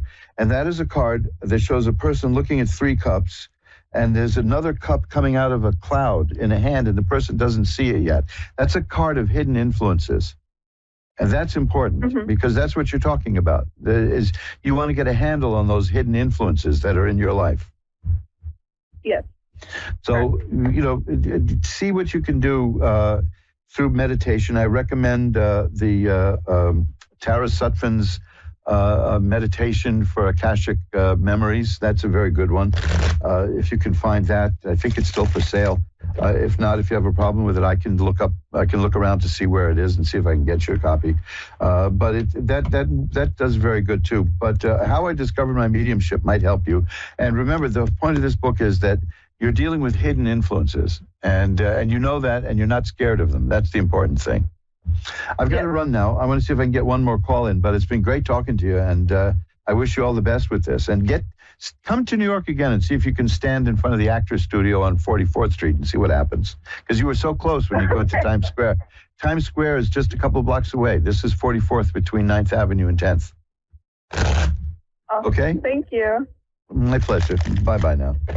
And let's see if we can get one more call in. We have a few minutes, and that would be Carrie in South Dakota. Hi, Carrie. You're on with Reverend Elliot. Hello. Hi. We've just got a couple of minutes to go here. So what can I look at for you? I'm wondering if you can tell me anything. I'm looking at possibly filing for bankruptcy, and if that is a good option for me or not. Well, let me tell you, the first thing is all 3 cards here that I pulled out while you were starting to talk to me are about money. So, yeah. The 10 of Cups is the final card, which is a card of happiness and success and joy. So it's something worth pursuing. I definitely don't think that you should take the advice of the tarot cards in like a minute and a half reading. But it does look like this is a decent option, because the end result I'm seeing is success. Okay. Thank you so much. There's a success and emotional well-being. So that, it's the best thing I could do is the question would be, and this is the really best for tarot, is if you go for the bankruptcy route, how will that work out? And this looks like it'll work out good. But please stay consulting professionals and see what you can do. Okay. Right. Because, financially, these are weird times. I'm expecting gold to start losing value. That's how weird it is. So, don't take your advice from some cards, no matter how wonderful they are. That I don't think that will help you, but you're gonna come out okay. All right, thank you. Okay. Bye now. And that's it. We've come to the end of another session of Reverend Elliot's Magical Window, where we get to look around the space-time continuum and see what's coming. You see, I told you there's going to be a lot of stuff about money and changes and things happening that are just strange, man, because these are strange times. Like I said, when you get into inflation, it presents opportunities. All bad situations present good opportunities, but it's difficult. You got to be prepared for them, and very few people are. Like even a stock market crash. If you're young enough and you have the cash, that's a good time to start buying certain stocks. But no, this is, we're looking at more lofty things here, which is the spiritual survival. So this is why I mentioned early on, why I mentioned the book Unmasking Fear. I think that's going to be a great help to anybody who's listening, is Unmasking Fear, because right now there's changes coming. That alone in itself is scary. And there are people whose sole job, they get paid hundreds of thousands, if not millions of dollars. Their sole job is to amplify that fear, is to make you more scared. And of course, they'll sell you a solution, you know. Or they'll do it just to keep you watching their programs. So, because, I'm so scared. What's going on? What's going on?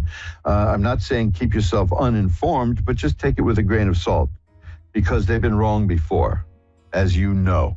Almost everything they told us about the wonderful little disease that's been going around, almost everything they told us, things that they threw you off social media for saying, are now considered true.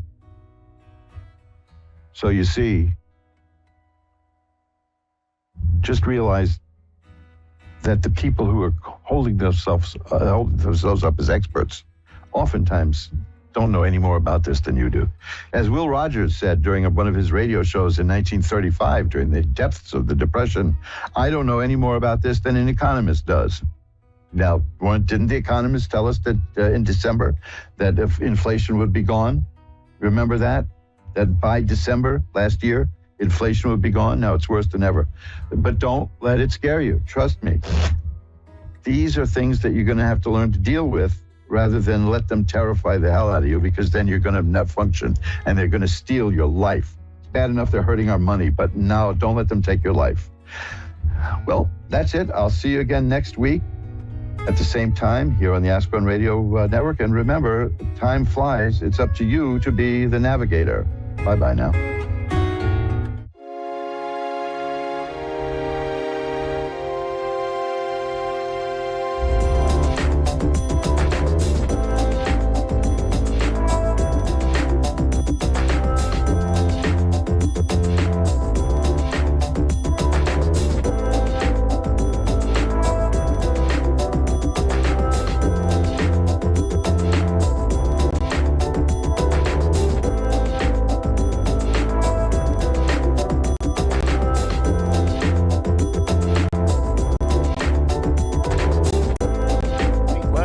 You'll love Suzanne.